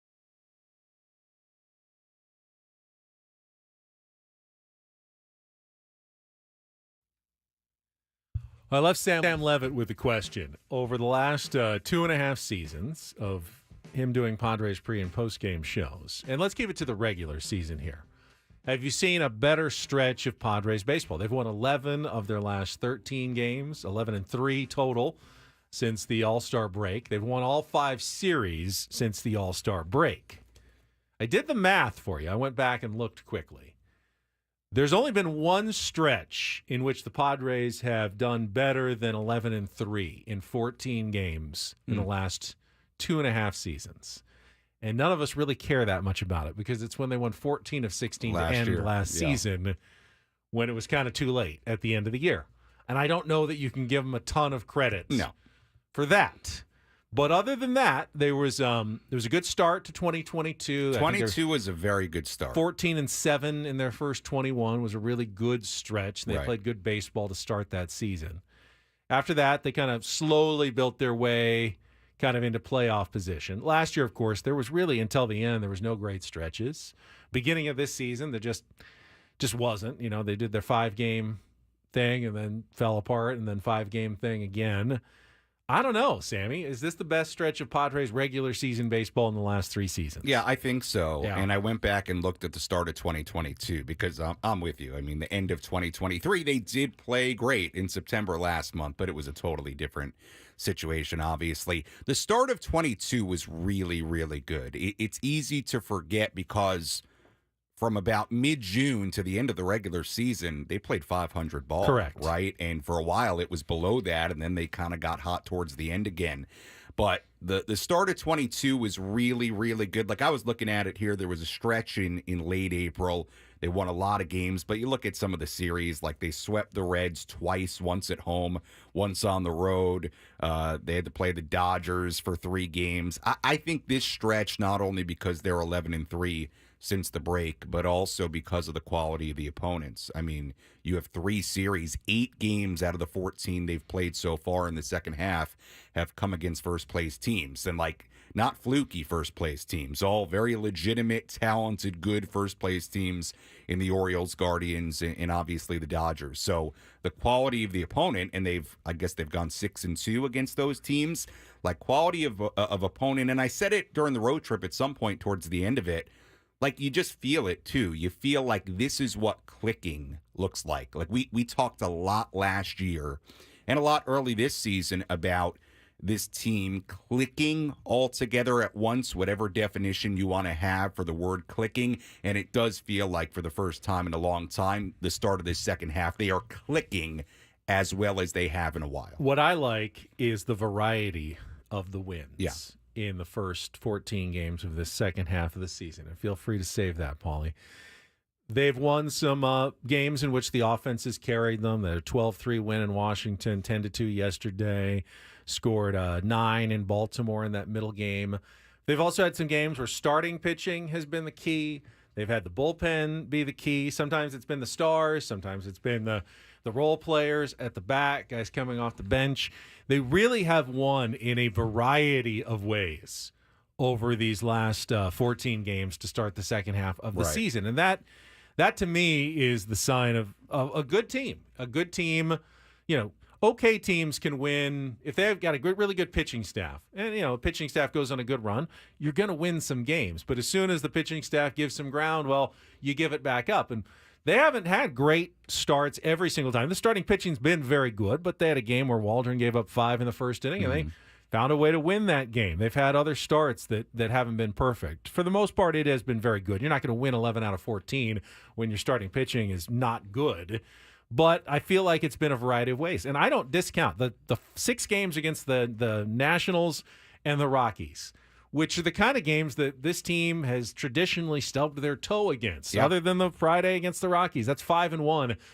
Beating the teams that you should beat has always been a stumbling block for the Padres. Yeah, and they've done that as well. I think it's a good point on the variety of wins. Just on this homestand alone, you had the Tuesday game against LA where they fall behind 5-0, come back to win it. The game after against the Dodgers was kind of an easy one. They cruised. Offense showed up in a big way. Lose on Friday, and then look, let's be honest about it. Saturday's game, the offense did not do a whole lot at all. They got great starting pitching from Perez. That was a 1-1 game heading into the bottom of the 7th inning. They finally got the Cy Young candidate Tanner Gordon out of the game on Saturday. And by the way, I asked Xander about it after the game. I said, kind of what happened in that 7th inning offensively.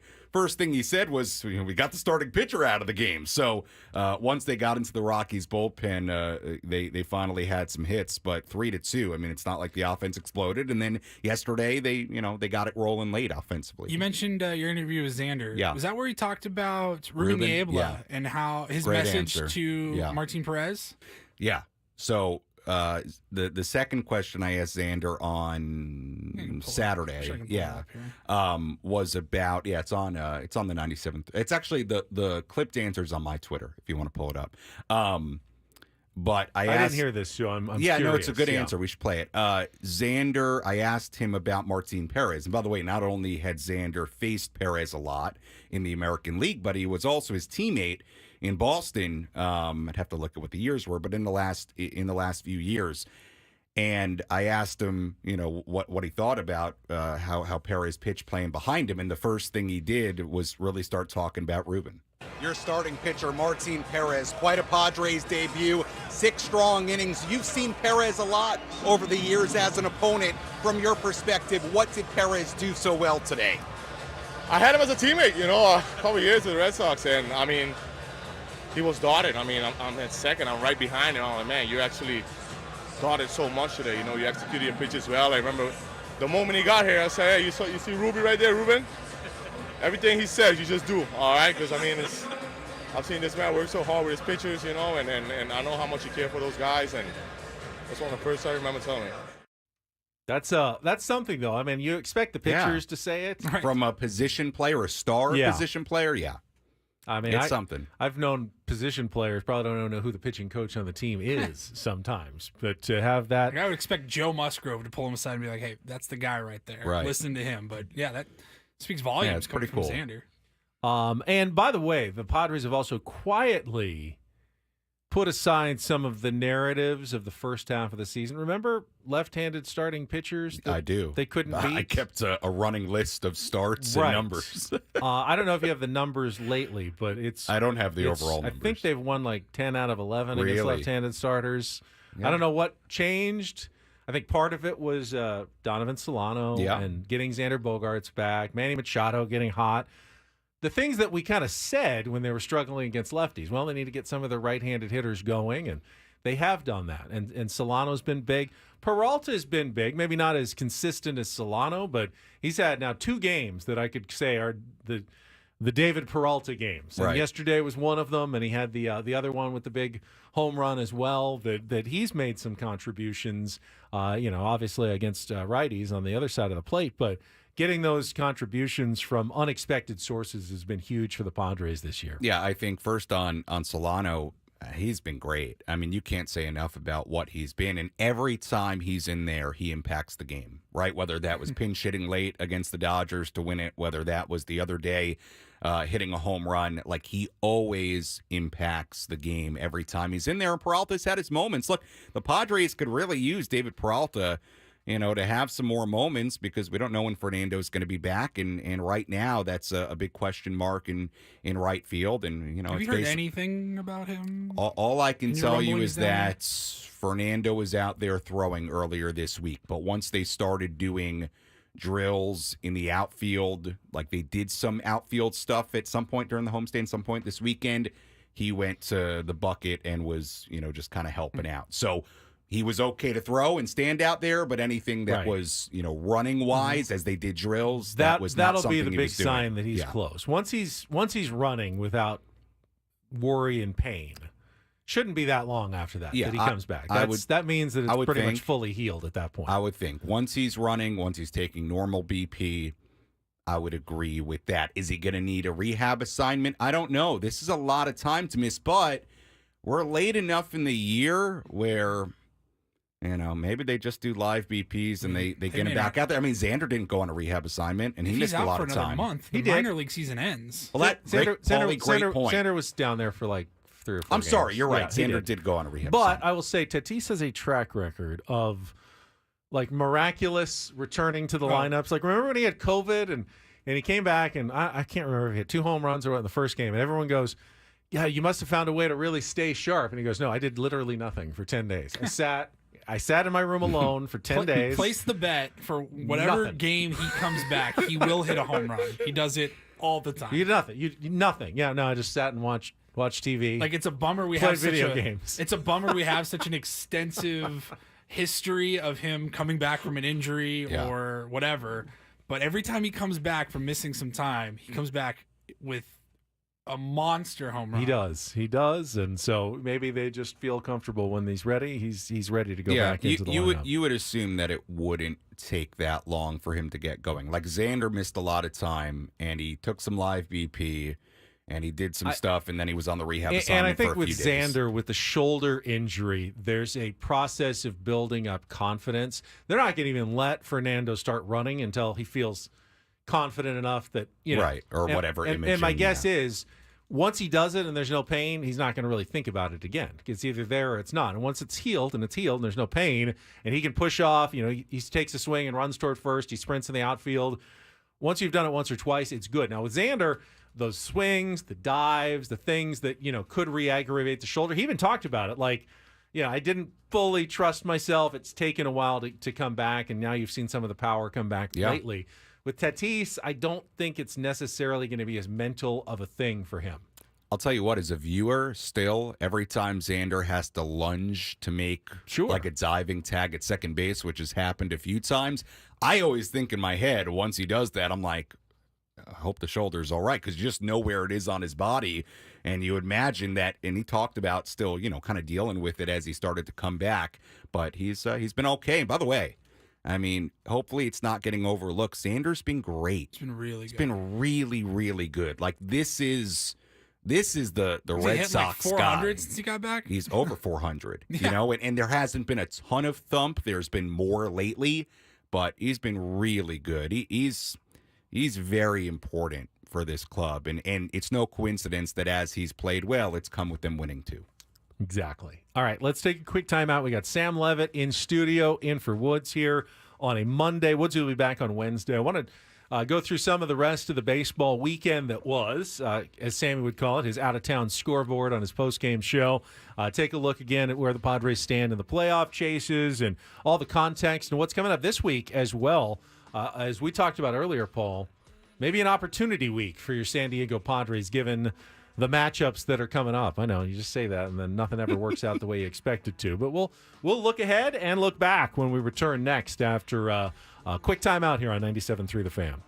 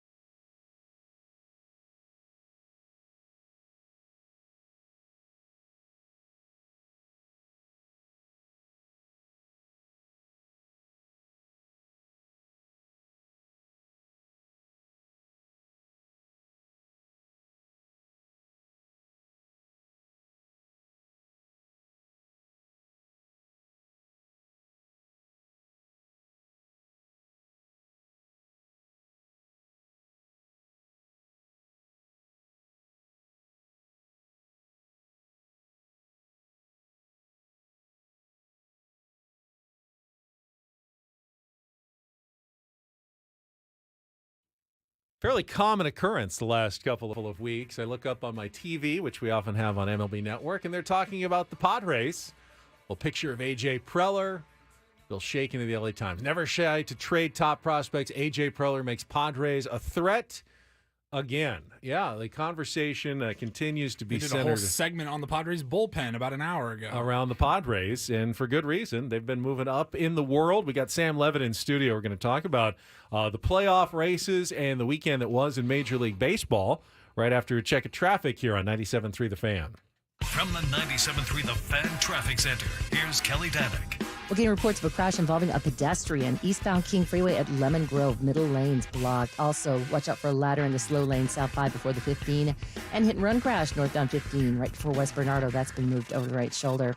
I'm Kelly Danick with Ben & Wood, San Diego's number one sports station, 97.3 The Fan. And baseball coverage on 97.3 The Fan is presented by T-Mobile. Switch to T-Mobile and you can get tons of benefits and still save on every plan versus AT&T and Verizon. Use their savings calculator to find out how at T-Mobile.com/switch.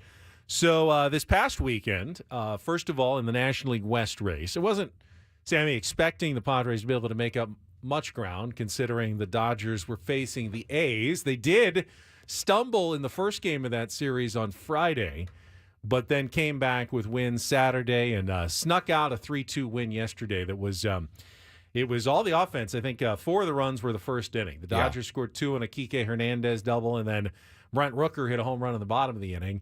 And then the only run the rest of the game, I think, was a third inning RBI single by Biggio, Kevin Biggio. And that was it. And I think the A's loaded the bases and had some chances. The Dodgers bullpen, which has been very shaky, managed to cobble it together for about half the game. And they snuck out that 3-2 win to get what would have been a costly series loss had they not even taken 2 out of 3 from the A's. But like the Padres, lose the first, come back, take the last 2, and the Padres remain 4.5 games back in the NL West. Yeah, and I think not the disappointing, that's not the right word, but I guess the unfortunate part of even the last couple of weeks after the All-Star break for the Padres is that they haven't been able to pull away to no faults of their own, right? There's not this big gap between them and the rest of the wild card teams. This is a true 6-team to maybe even more than that race. I mean, look, the Giants have played a lot better. They're on the outside looking in, kind of out of that group of 6, but this is a real race. Like, that's the thing for the Padres. They cannot afford, I'm not saying they can't lose a game. Like on Friday, you know, I had some of the calls and some of the social media posts, like some people were freaking out on Friday after losing to the Rockies, and 2 things can be true at once. Rockies should be a team you can beat, and also it's one game out of 162, and good teams lose to bad teams all the time. We saw the A's beat the Dodgers on Friday, like you alluded to. So, look, they're not going to win every game the rest of the way. They do need to keep playing really, really well because the margin for error, unfortunately, in this wild card race in particular is just not very big. All right, if you do want to catch the Dodgers, though, and it's definitely within the realm Doable. of possibility, Yes. I would suspect that this would be a week you're going to want to make up a game or 2 and get a little bit closer because the opportunity is there. Now, the Padres series in Pittsburgh is not an easy one, but you are missing Paul Skeens, who pitched yesterday and will not face the Padres in the next 3 days, while the Dodgers, meanwhile, are taking on the Phillies for the next 3 days starting tonight. Now, the Phillies haven't been playing great either. They did win yesterday, I think snapping a 6-game losing streak, but I'd imagine that both teams are going to be pretty up for that series. And then as the Padres go to Miami, and again, you're going to be nervous because the Padres need to take care of business against a team like the Marlins. The Dodgers then get the Pirates, but they will have to face Paul Skeens likely in that series, whereas the Padres will skip him. So, you know, you can at least see a scenario where the Dodgers, they're not – a 3-3 week isn't terrible for the Dodgers.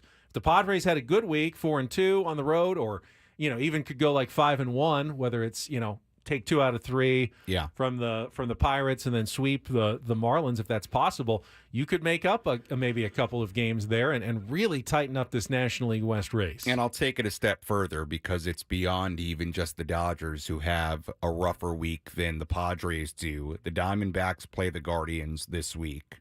The Brewers play the Braves, so that's a tough series for Atlanta.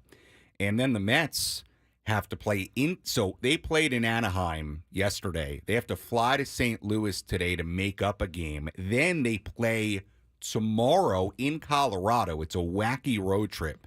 They have to make up the game. So they flew to St. Louis last night, make up the game fairly early today, a little bit earlier than normal, and then go to Colorado after that. So they have a rough travel week. And look, I mean, things get wacky in Denver, right? With the altitude, like that's a tough week for the Mets. So and we saw the Rockies they're not playing terribly. No, I mean, they took one from the Padres and could have had that second game as well. So maybe now they can give the Mets a little trouble this week. So hypothetically, yes, it could be a good, beneficial, gaining ground separation type of week for the Padres. Of course, with that, it seems so often the obvious stretches where those things should be true, where there should be good things that happen, so often doesn't work out that way. And then when you have a 9-game road trip to open up the second half facing 2 first-place teams, goes extraordinarily well. So who knows? You mentioned the Braves. They're going to be facing the Brewers, and they've been teetering a little bit.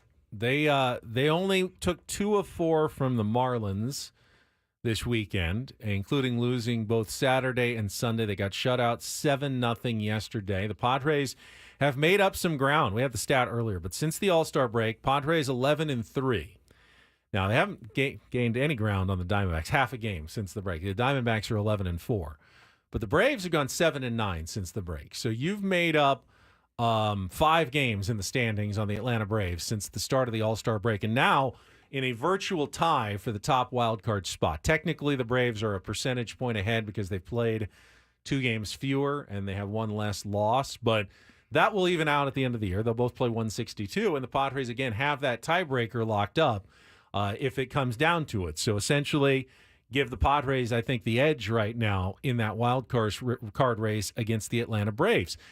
The Diamondbacks are the team, to me, that they're the worrisome team at the moment. They've actually been the best team in baseball. If you go back before the All-Star break, they've had the best record, I think, arbitrary endpoint. July like 3rd 19-8 since July something, early in July.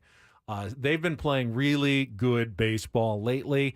They continued that over the weekend, taking, I believe, 2 of 3 from the Pirates, including facing Skeens yesterday. And while they were losing early 4-0, they got a couple off Skeens, and then they, did that Padres thing where they plucky and rallied back against the bullpen, getting a 3-run home run by Jock Peterson, go ahead, I think, in the 7th inning, and then went on to a 6-5 win over the Pirates. So that was a big one for the Diamondbacks, both game and series, to keep the momentum that they have built really strongly since early in July. Yeah, Diamondbacks to me are pretty scary for a few reasons. Number one, they've been there, done that, right? They've been able to make the postseason, get hot enough to make it. They know what it's like to be there. They've got veterans on that team. They've got young players on that team.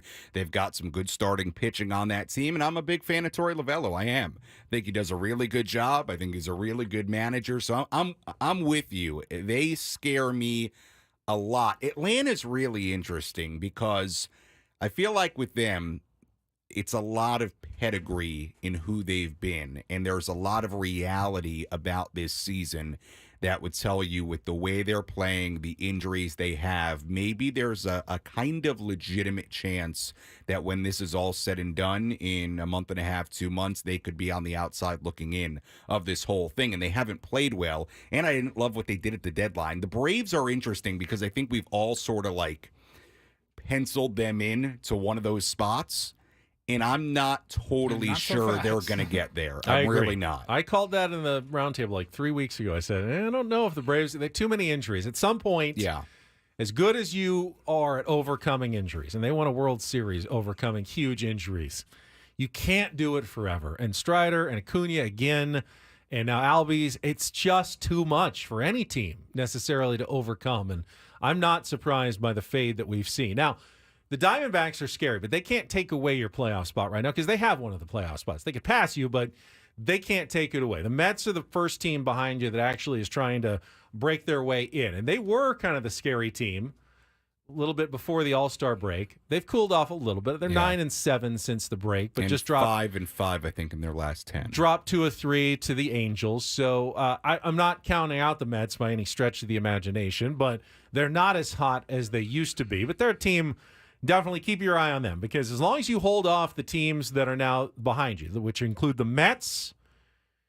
the Cardinals, who just dropped 3 of 4 to the Chicago Cubs, so they're in kind of a spot where they kind of need to pick things up. The Giants are not out of it either. They, with Blake Snell on a second half Blake Snell heater, even though they're a game under 500, they're still on the fringe of contention. What are they, about 4.5, I think, out of a playoff spot? 5, somewhere around there. And then you've got the Pirates, who the Padres will this week have a chance. The Pirates have to face the Padres and the Dodgers.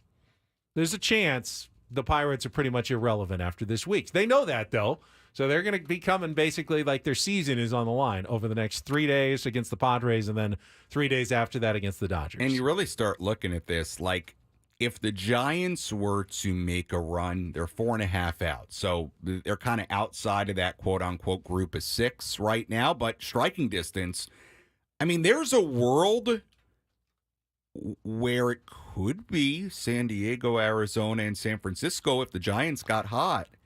I may be more worried about the Giants than the Braves. It's I'm crazy also because where very the worried standings about are the right Giants. now. When I see Blake Snell start to look the way he's looked, and they've got Webb, and they've got good players. Didn't Robbie Ray pitch? Yeah, Robbie Ray. Well, coming back as very. well. I didn't see what he did in his last start, but his first start was really good for sure. Yes. Took a no-hitter through something.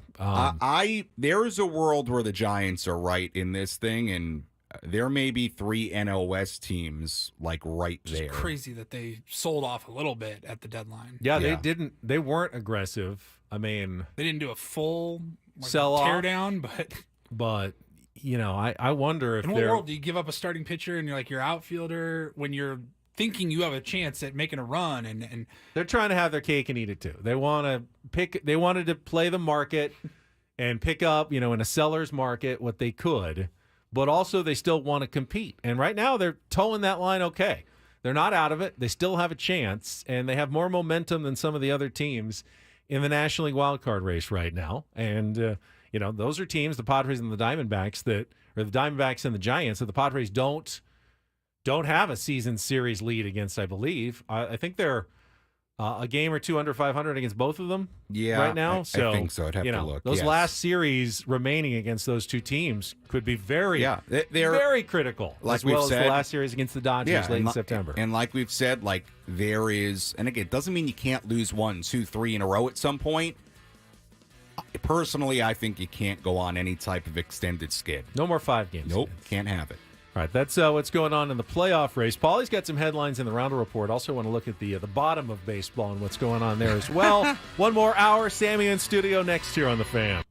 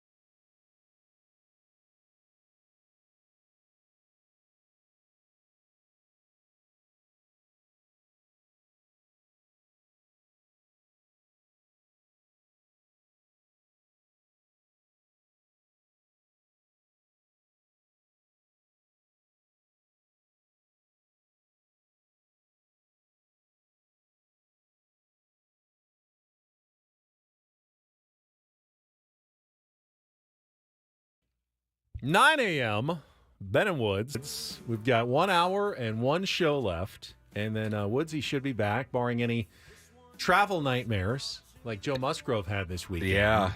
And what happens if his flight from Kauai is canceled and he's stuck there? I don't know what his schedule looks like because I know he comes back tomorrow. I don't know exactly what time, but we have a Tier 1 baseball game tomorrow night at 6:30 that I know he will not be here in time for. He's probably not landing until tomorrow evening, and then he's going to have to turn around and he's going to have the jet lag. Does it work the other way? Coming this way?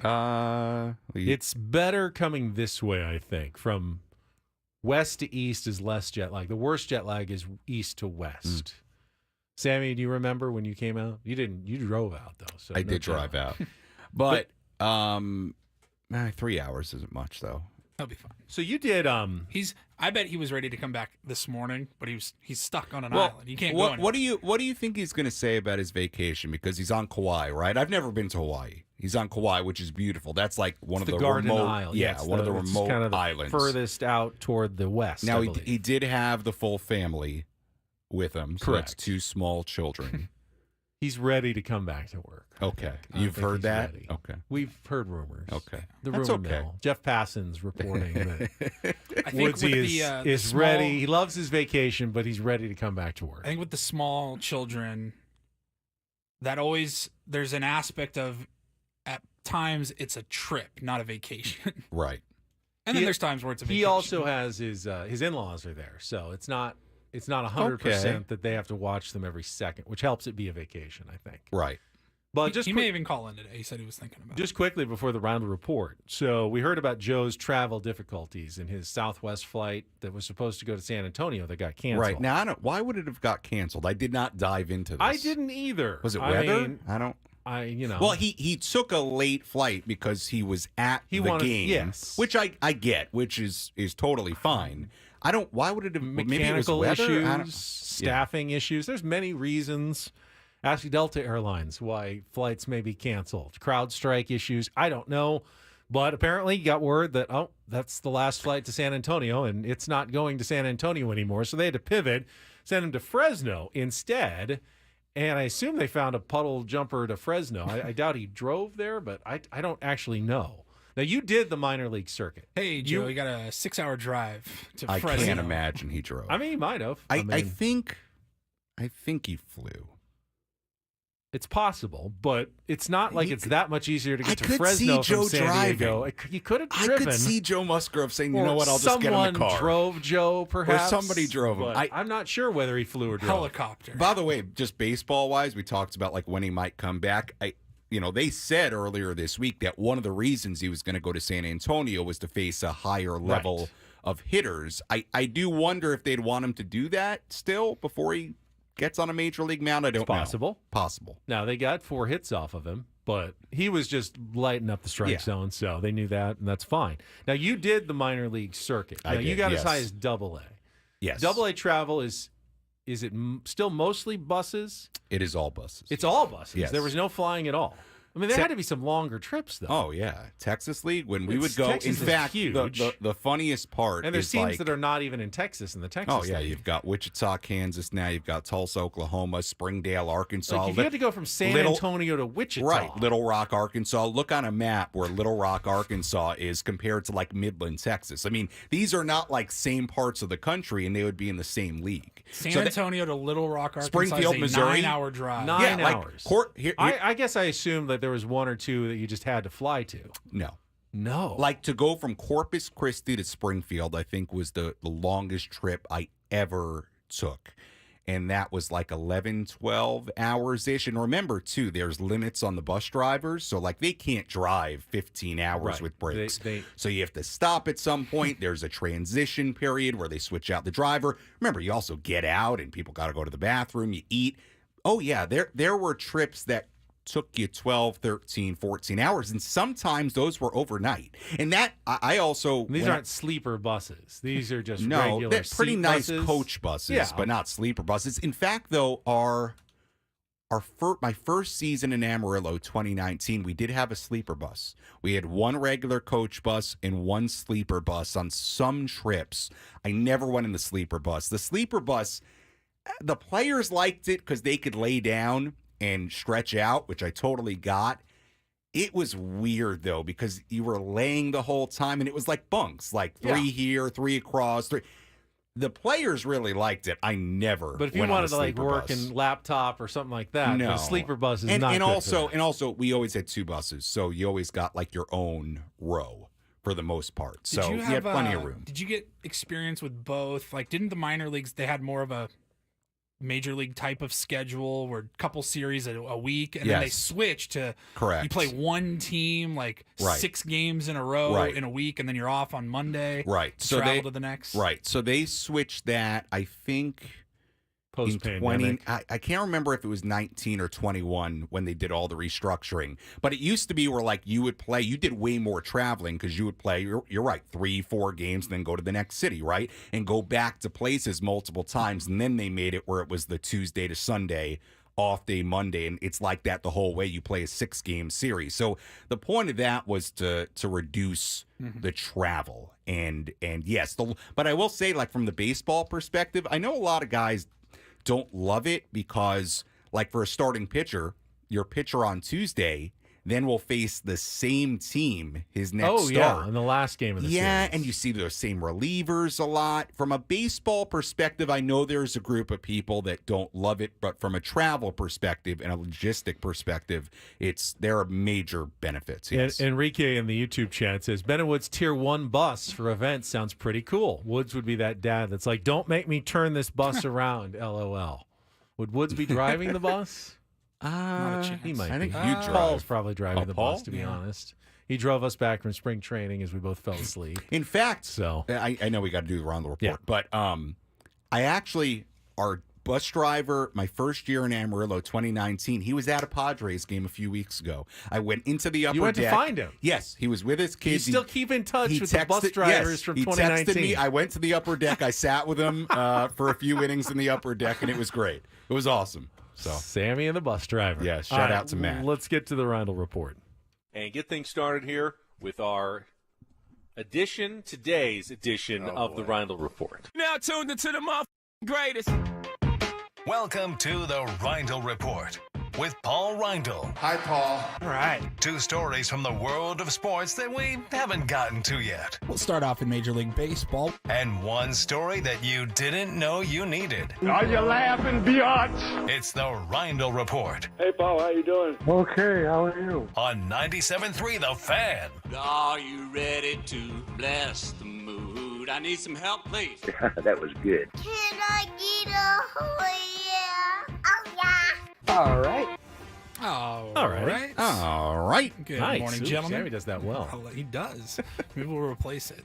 All right, let's pay off the tease, Ben. Yeah, we've been talking about winning teams like the Padres most of the morning, but the opposite of that would be the Chicago White Sox. They are on the verge of making history here. We said it. We had Jordan on Friday, Jordan Schusterman, and we were trying to remember what the all-time record was. I think it was the 1961 Phillies had lost 23 games in a row, and the White Sox just lost their 20th. They are 1 shy of the American League record. Which was crazy because that record, I remember that. That was the Orioles. I want to say 1988. To start the season. And they started 0-21. Can you imagine? Yeah, 21 in a row. You want a fan base to start panicking? I mean, 0-21. 0-21. That's Might as unbelievable. well. I mean, wow, that's a quick start a Well, year. wait until next season because you're not coming back from 0-21. Longest losing streak in 36 years. Their last win, I believe, was July 8th. I think there's been, about 7 teams all time that have ever lost at least 20 in a row. And then 21 and 23 are in a league of their own. So Now, the White Sox play the A's I know. starting tonight. So if they are going to... Somebody has to win. If they're going to the tie... A's gave the Dodgers trouble this weekend. Hey, they're not giving... Mark Kotsay has kept that team from what could have been a disaster from giving up. They've done their record's not good, but it's certainly not any more embarrassing than most usual bad teams' Let me ask you records. this. If you're one of the 14 remaining White Sox fans, once you hit... I don't know what the number is, but You're they're cheering at against 20 them at right some now. Oh, I'm cheering for it. You kind of just you need- are. You have but to. Oh, yeah. Is there a White Sox fan who's like, you know what? They deserve it. Just keep losing. Yeah, no, I think for sure. I think you kind of have to. Yeah, right? no, I would bet if you would poll White Sox fans, I would not be shocked if there was a majority of White Sox fans that said we want them to set the record. once If it you're going to reaches- lose, you might as well do it big. We want Once the- rock bottom. Once Yes. the record is like within sight, you're Go just for like, it. you know what? You don't want to just be the terrible team that lost 22 in a row. Nah, you might I as don't well know. just. I mean, but we're still talking about the Orioles and the Phillies. You know who I feel bad And I don't know for? that I want to be that team that's talked about forever as the longest losing Well, that's streak true. in history. I feel bad for Steven Wilson. I need to Yes. look up right now. How come they didn't trade him at the deadline? Is he hurt or something? I mean, I like Steven Wilson a lot. Good guy. And I think he's had a pretty good year based on what I saw a couple days ago. But is what it is. It is what They're casting the movie for the Moneyball was the 20 wins in a row. Do we get a 20 loss in a row? White Sox movie. The worst movie of all time. All right, we'll I'm move on. just get stuck in the middle. I mean, who's the little girl who gets to sing the song about the losing streak? It's just not as fun. You can write the script. Who would you get to star in that one? Who we got? Brad Pitt as Jerry Reinsdorf. No, I don't think so. All right, we talked about Blake Snell earlier. He threw the no-hitter on Friday night, his first career no-hitter, his first career complete game, first time ever pitching in the ninth inning. There were a couple of moments, though, after the game that we hadn't gotten to. I wanted to bring some light to that. First of all, I don't know if he had to go through concussion protocol or if the Giants just haven't had a lot of practice with the Gatorade dumps this year. Yeah, this was bad. They, came up from behind him. He had just put the headset on to talk to the broadcasters, and they just level him with the cooler. So it wasn't the Gatorade cooler in which the top just comes off and then you just dump it on top of them. This was one of those like you big take to the beach. Yes. Yeah, this is like an igloo. Yeah, this is like an igloo cooler with A one of Yeti cooler. with one of the attached lids that swings open and closed. And they totally just biffed it and nailed him in He's the already head. getting doused with ice cold water, but then they just bash him right in the back of the head. Feeling, it's locked in. Coach. Hey, it's cold. Got him. I gotta collect my breath. Please do. Get a replay of that. That's how you don't do it. They hit me in the head with the dang lid. I mean, That's the biggest fail of a Gatorade ice dump that I've ever seen. No kidding. I mean, he could have had a concussion from that thing. Those are heavy lids. Very. That did not. He laughed it off. I guarantee you that did not feel good at all. One of my favorite parts about the Gatorade dump is that there are clearly players that really don't enjoy it or like it or want it. There, most don't care, I think, but there's a group of guys who are totally not about it. I loved the clip. I don't know that Blake Snell loved that. I loved the clip last week of Manny and was it Tyler Wade carrying the bucket over, and you hear Manny, he's on camera, he goes, "Look out, Bob! Watch out, Bob!" And then they just get him. And then after the game, Blake Snell was in front of his locker and was asked about, not historically pitching much past the seventh inning at all in his career, and he had a message for everyone. How would you describe how you were feeling? I mean, it's the first time you've pitched into the ninth inning, and it's a no-hitter. They can't say it anymore, Complete game, shutout, no-hitter, leave me alone. He doesn't go to the ninth, doesn't go to the eighth. Y'all get that feels? Just did it. Leave me alone. Leave me alone. Yeah, just because in your first 201 career starts you didn't pitch deep into the game, we did come up with a bit of a narrative about you, Blake Snell, that you weren't that efficient with your pitches, and you probably weren't going to go 8 or 9 innings most time. I'm sorry that we just invented that out of thin air because you didn't do it in your first 201 starts. How dare we? I really, that would have been so cool if they would have found a way to bring him here at the deadline. Yeah.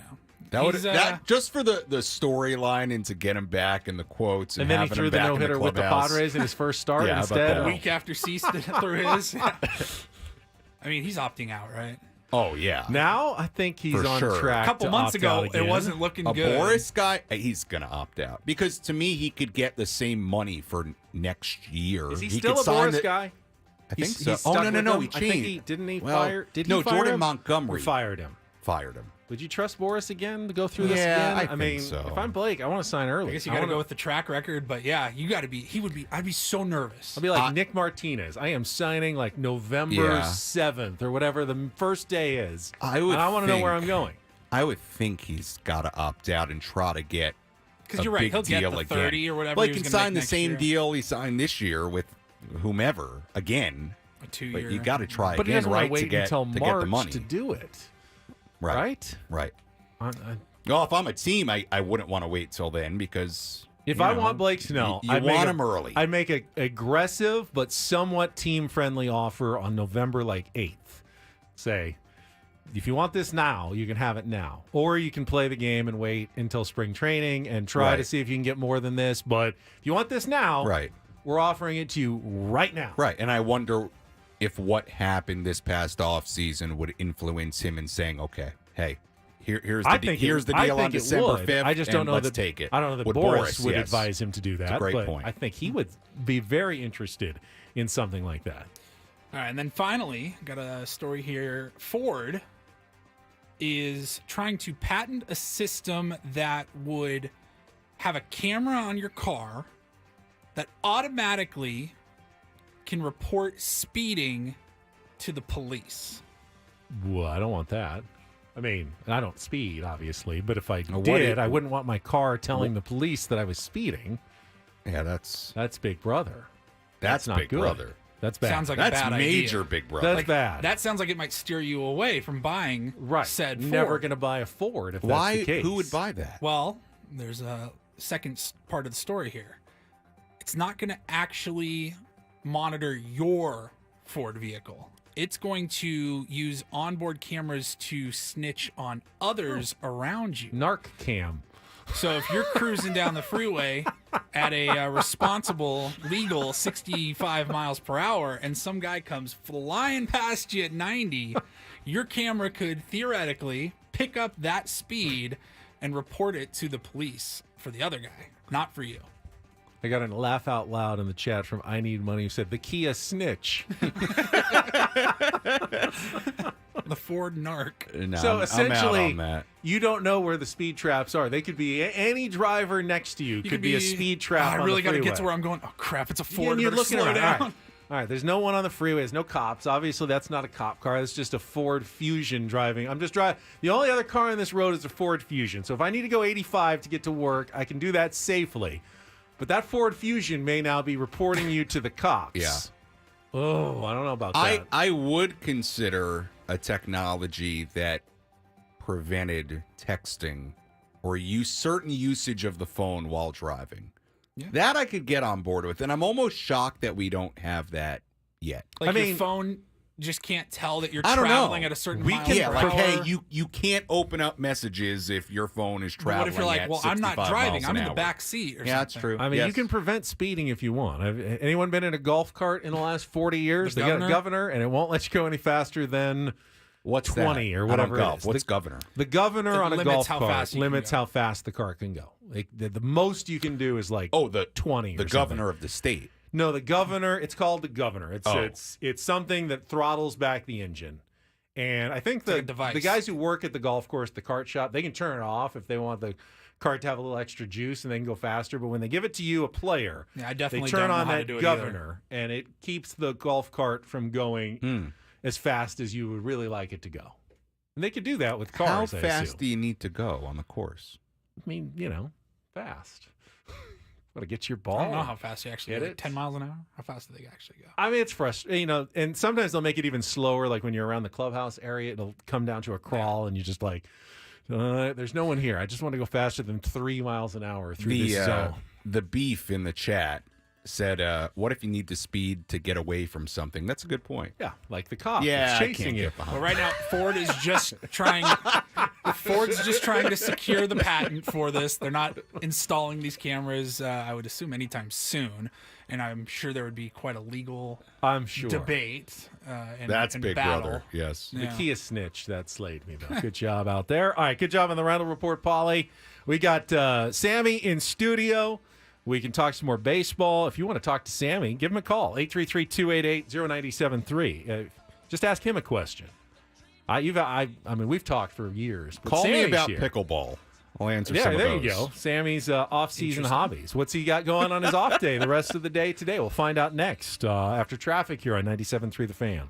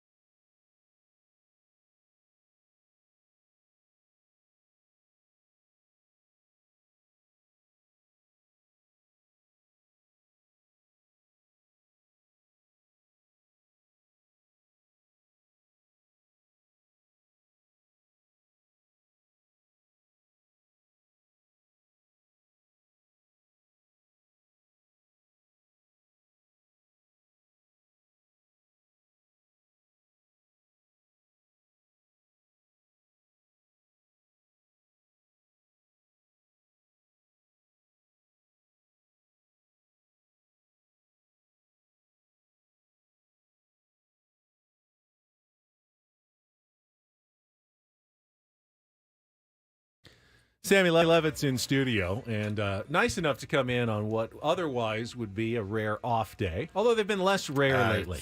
I've had so many off days. They've, in fact, I just noticed, for the first time this season, there's actually some teams that have played as many games as the San Diego Padres in Major League Baseball. There was a point there where the Padres had played at least 4 more games than every team, and like 7 or 8 more. Well, the than Rockies the were right there this weekend. They But were yeah. like at 111, 112. Yeah, so there are teams that have now caught up thanks to the Padres' recent string of off days. Now, those are going to come to an end after today, I believe. Padres go on a stretch. Look at your little your calendar behind you there, Paulie. I think it might be like 18 of 19 or something. So valuable off day for you, Sammy, here, because you got a long stretch of work coming up. So they play tomorrow. They are off next Thursday, the 15th. And that's the only one. And then their next off day is not until Tuesday, September 3rd. So, and that's a weird week where they play at home at Petco against the Tigers on Monday, Labor Day, off Tuesday, and then they finish the rest of that 3-game series Wednesday, Thursday. Huh. So why are they off? My guess would be that the Tigers, or the Padres, you can only play 20 games in a row according to the collective bargaining agreement. So occasionally you have to split up a series because if like it was the 18th or 19th, 20th games, you can't play all 3 of them in a row.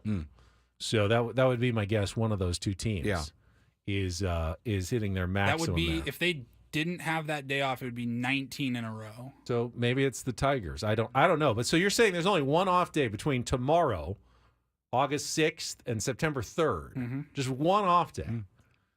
Sammy, you've got a long stretch coming. Yeah. I will say Then this, you have a though. bunch. You have like 1, 2, 3, In 4, September. 5, 6 in September. The difference between when they're home and on the road for me is significant. The road games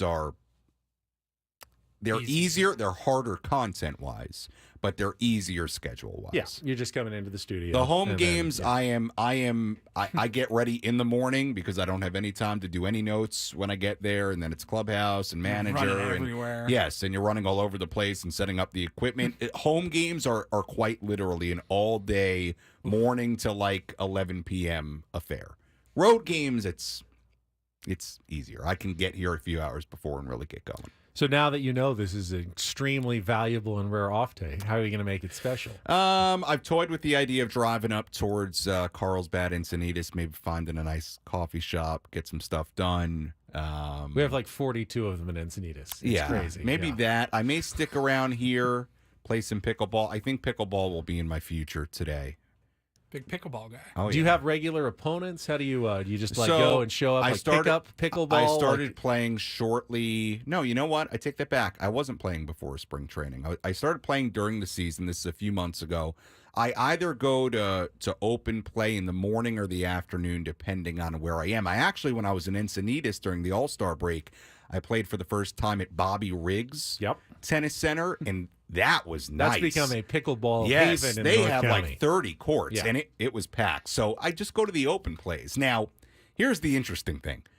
When I play, it's like a Wednesday morning, Wednesday afternoon. Typically, the people I play with are older than me, but that does not mean I beat them. Because pickleball, it's not like how well you can move or your athleticism or youth. Are you playing singles or doubles usually? Doubles, yes. Pickleball, I'm told, is more fun with more doubles, yes. I don't think I've ever seen people playing singles at an open play. So you may just get a random partner and then 2 random opponents. It's where you line up your paddles and whoever your paddle is next to, you play with. That's bold. Yeah. So it's fun. But I mean, sometimes I play well. Sometimes, people that are twice my age are cooking me. Interesting. Getting absolutely cooked. Jeff, when I heard he heard that Sammy was taking questions, called right in. So let's get to him here before the bottom of the hour. Hi, Jeff. my dad? No, I don't think so. This is Jeff from our YouTube chat. Oh. Hi, Sammy. Yes, Hey. I have a question for you. Yeah, go ahead. Because of your background with the sod poodles. Okay. So you've been around minor league baseball. You've seen your share of weird and fun jerseys. Now, with Nike being the oligarchy of jersey design and distribution, if it was up to you and you could have the Padres wear a weird, fun, or creative jersey for a game or a homestand, what would the design be? That's a great question. The Padres in particular, I feel like, actually with Craig sitting outside, I feel like we actually tackled this topic during the winter at some point when I filled in. Well, because you've seen like minor leaguers, yeah. do, like so it's Jedi, right? Like, so there are for two Star Wars. There are really weekend two categories of this. There are like theme games or theme weekends where maybe they'll wear Star Wars themed jerseys or whatever, something crazy, like, or it could be something about the community, like in Corpus Christi, they were the Blue Ghosts because the World War II ship sits, the USS Lexington sits in Corpus, so they were the Blue Ghosts for the weekend, or the snow cones, the Raspas was the word, so they have stuff like that. San Antonio does the chanclas, the flip flops, as their alternative got a hat. Yeah, so, and minor league baseball has initiatives to do this stuff, but then there's just like weird ones, like in Amarillo. This was after I was done there already. They are the Amarillo calf fries. And a calf fry is it's a deep fried, I don't know if I can say the word on the radio. It's a deep fried Mountain oyster. Yes, it's a rock. Yeah, okay, so you can't say it. I don't know. Paulie can't. It's a Rocky Mountain oyster, but I guess another name for them deep fried is the calf fries. So they are the Amarillo calf fries. By the way, I was in Amarillo for 3 years. I never had a calf fry. You weren't touching it. No. But for the Padres, like I think we talked about this with Craig. I mean, they do City Connects already. Yeah, so but maybe like it would be, hey, the San out Diego, California burritos, and they'd have a big burrito on the front of the jersey, like they do. They but do then kind there's of the weird theme. stuff. Now, does anyone remember Turn Ahead the Clock weekend in Major League Baseball? I feel like this was maybe in the 80s. This was like Mercury Mets or 90s, which was a famous one. And of they those. tried to imagine what uniforms of the future would look like with like futuristic fonts, and instead of the player names going across left to right, they had them going like up and down, because for some reason in the future we like to read things up to down as opposed to left to right. I'm not sure that they totally nailed that. They'd had like cut off tops, they'd have no sleeves in the future, because in the future you're not going to need sleeves anymore. I don't know that they really nailed it though, because for the most part baseball uniforms, and this is, I assume because this was like the 80s or early 90s, they're thinking, okay, what is 2024? What are uniforms going to look like deep into the future? They look pretty much like they did in 1988. Uniforms haven't changed that much in that amount of time.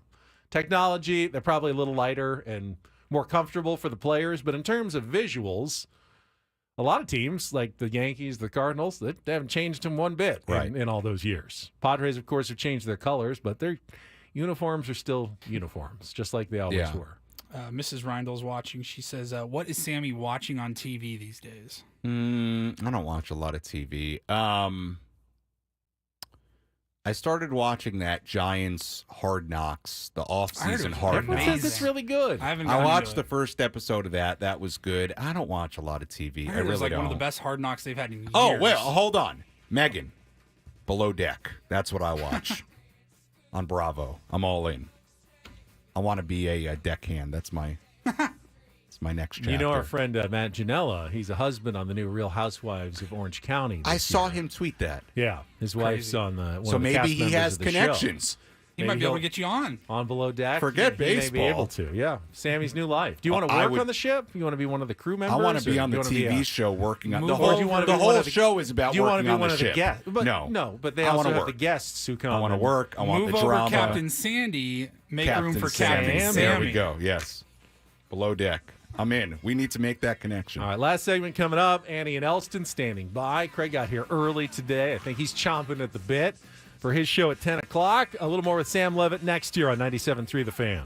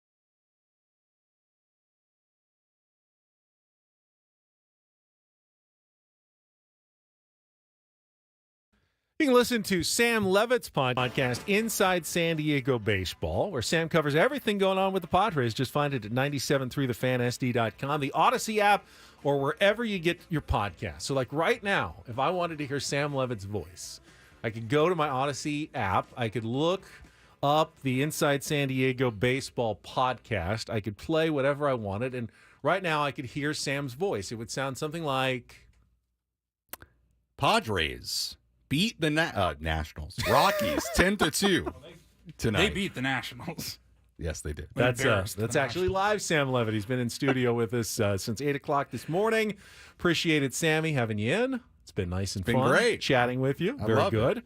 I will say, though, I'm so unaccustomed to driving here at like 7:30 on a weekday that I'm not used to 15 here getting so backed up. A little traffic. Traffic. We come in rarely. We come in well before there's traffic. So I don't really know what it looks like other than looking out the window. Up, not crazy. From like 7 to 9:45. Well, do you ever... So sometimes when I'm in here, when the team's on the road during a long road trip, and you sit in this room, I don't know if you ever get this feeling, and I think to myself, and especially like when it's like, 10:30 at night on a Wednesday, is anybody listening? Now, the numbers say they are, but what I will do is I'll look behind where you're sitting, Ben, and I'll look at the highway, or I'll look there during rush hour, and I'll say, there's got to be some of those cars that have us on right now.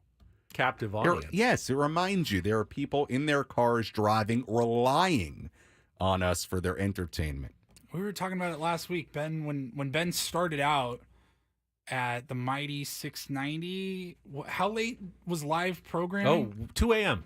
We went, I think, 5 a.m. or 6 a.m. to 2 a.m. live and local programming all day long. So, yeah, I mean... Yeah, there's a lot of people in Southern California, a lot of people in San Diego, and I feel blessed. I mean, it used to be the only place you really listened was in your car, but now with the YouTube stream and the Odyssey app and podcasting, I think we have more people than ever who actually will listen at home, people who, getting ready for work in the morning or school, and people that grew watch up us on YouTube here and move away or something. Yeah, and out-of-towners. It's fantastic.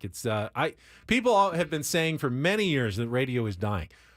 I think radio is better than it has ever been in some ways. I think whether it's radio or just audio in general, I think listening to audio is as big as it's ever been in whatever form that is. If it's podcasts, right? If it's live, if it's YouTube, if it's whatever. I mean, think everybody and their brother has a podcast right. We're these not, days, right? Yeah, when I say radio, I don't necessarily it's mean about it, right. Dialing up 97.3 on a transistor or in your car. I just mean listening to the audio that this station produces in its many forms. And I would give Adam credit, too, because he was pushing, I know you guys and me, and I think all of us, onto YouTube kind of well before we actually did it. Oh, he Paul was on it? I mean... Paulie was big in our YouTube birth. You're right in that he wanted to do it, but we wanted to make sure we were able to do it right. Yes, and then it was kind of our idea to do the Christmas and holiday extravaganza on YouTube that one year. Which Adam then came in and killed the feed. Completely. Now remember that first time we ever did YouTube, I was sitting out there. I was sitting out there directing, right? Because I was helping out. I was doing it on a laptop out there, switching the cameras. I just wanted to know what this big red button that says "end stream" does. And then what is the button that says "Are you sure?" too. So we did that to wrap up the year. That would have been in 2022. And then in 2023, we started building it early in the year, and we wanted to launch it for spring training, our spring training trip. We're like, hey, let's show you the sites that we're trying to describe on the radio. Let's kind of bring a camera and show you guys. And then we stuck with it, and it worked out. And it's been a fun evolution. So Mac Daddy in the chat says, when I hear Ben say the word traffic, my brain is conditioned for them to cut away for report. I don't know why you think that.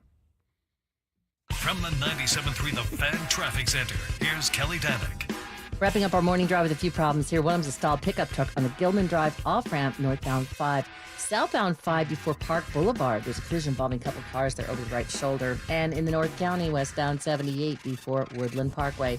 Accident involving a couple cars. That's over the left shoulder. I'm Kelly Danek with Ben and Woods, San Diego's #1 sports station, 97.3 The Fan. See all those people stuck in Kelly's traffic. That's out right. there, potential listeners right now to Ben and Sammy. And if you are listening tomorrow on the program, last day before Woods returns, but we got another special Padres guest joining us, just found out. CEO Eric Grupner is going to be with us at 8 o'clock tomorrow morning. It's been a while since we've caught up with Grupner, so things going well. I think they sold out every game of the homestand. Of this homestand, yes. right? It is up to how many sellouts? 30, this year? high 37. 30s? I Yeah, want to say it's 37. I actually write it down next to the attendance every night, so it is the 2-game series 37. The 2-game series against the Dodgers, Sammy, midweek, Tuesday, Wednesday. And they were setting attendance records, right? Yes. 47 was the Tuesday was 47,559. That was a new record. And then Wednesday was 46,997. Now, it used to be before the remodel of Gallagher Square. Yeah, I mean, that's almost 50,000. They didn't feel like they could get as many people in. But now they're getting a few more thousand in there.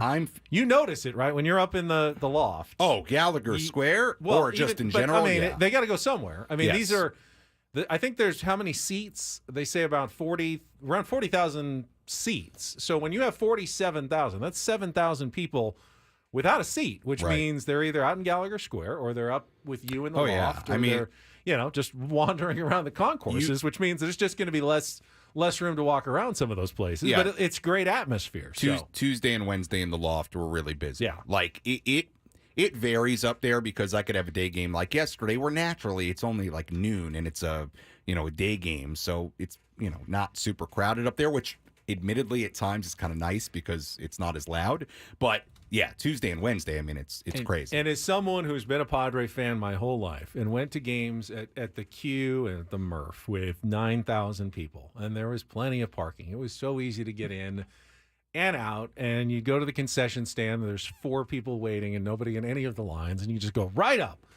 And I know there's a temptation to have a little nostalgia for the convenience of going to a game with no one there. But I promise you, it's so much better now. It's great. It's so much better to actually have people cheering at the games. And if that means, yes, you have to wait in line for 15 minutes sometimes to get your board and brew sandwich or your Grand Old Barbecue, so be it. They got TVs all over the place. You can hear Jesse and Don and Mud making their calls.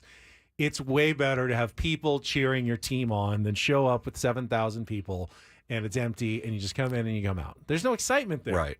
You're going for the excitement, and the crowd and the atmosphere is such a big part of it. It is a tremendous crowd and atmosphere, and I really, and I know you guys agree, I don't say that because we're sitting in San Diego on the flagship. Like, it is so good every night, whether it's Dodgers or Phillies or Just Diamondbacks. look at the national perspective. It is San Diego Petco Park is always in the top 3. What it has become, and look, I'm very lucky. I know nothing different, okay, in my 3 seasons here.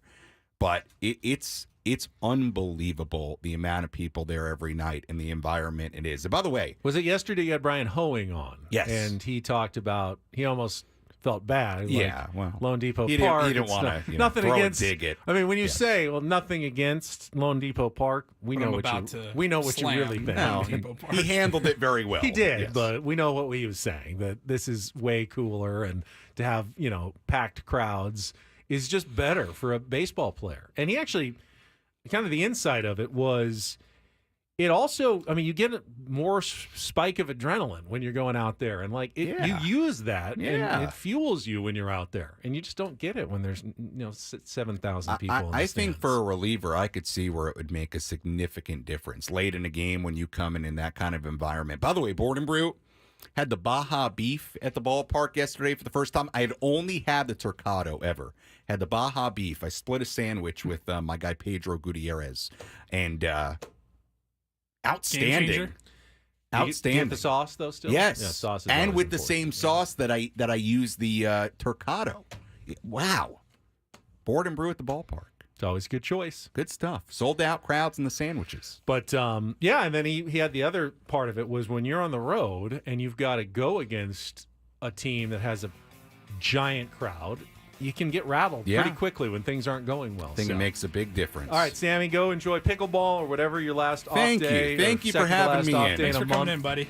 Has in store. Annie and Elston are coming up next. Eric Grupner will join us tomorrow at 8 o'clock. For Paul Reindl, I'm Ben Higgins. Have a great rest of your Monday from all of us here at San Diego's #1 sports station, 97.3 The Fan. So long, everybody.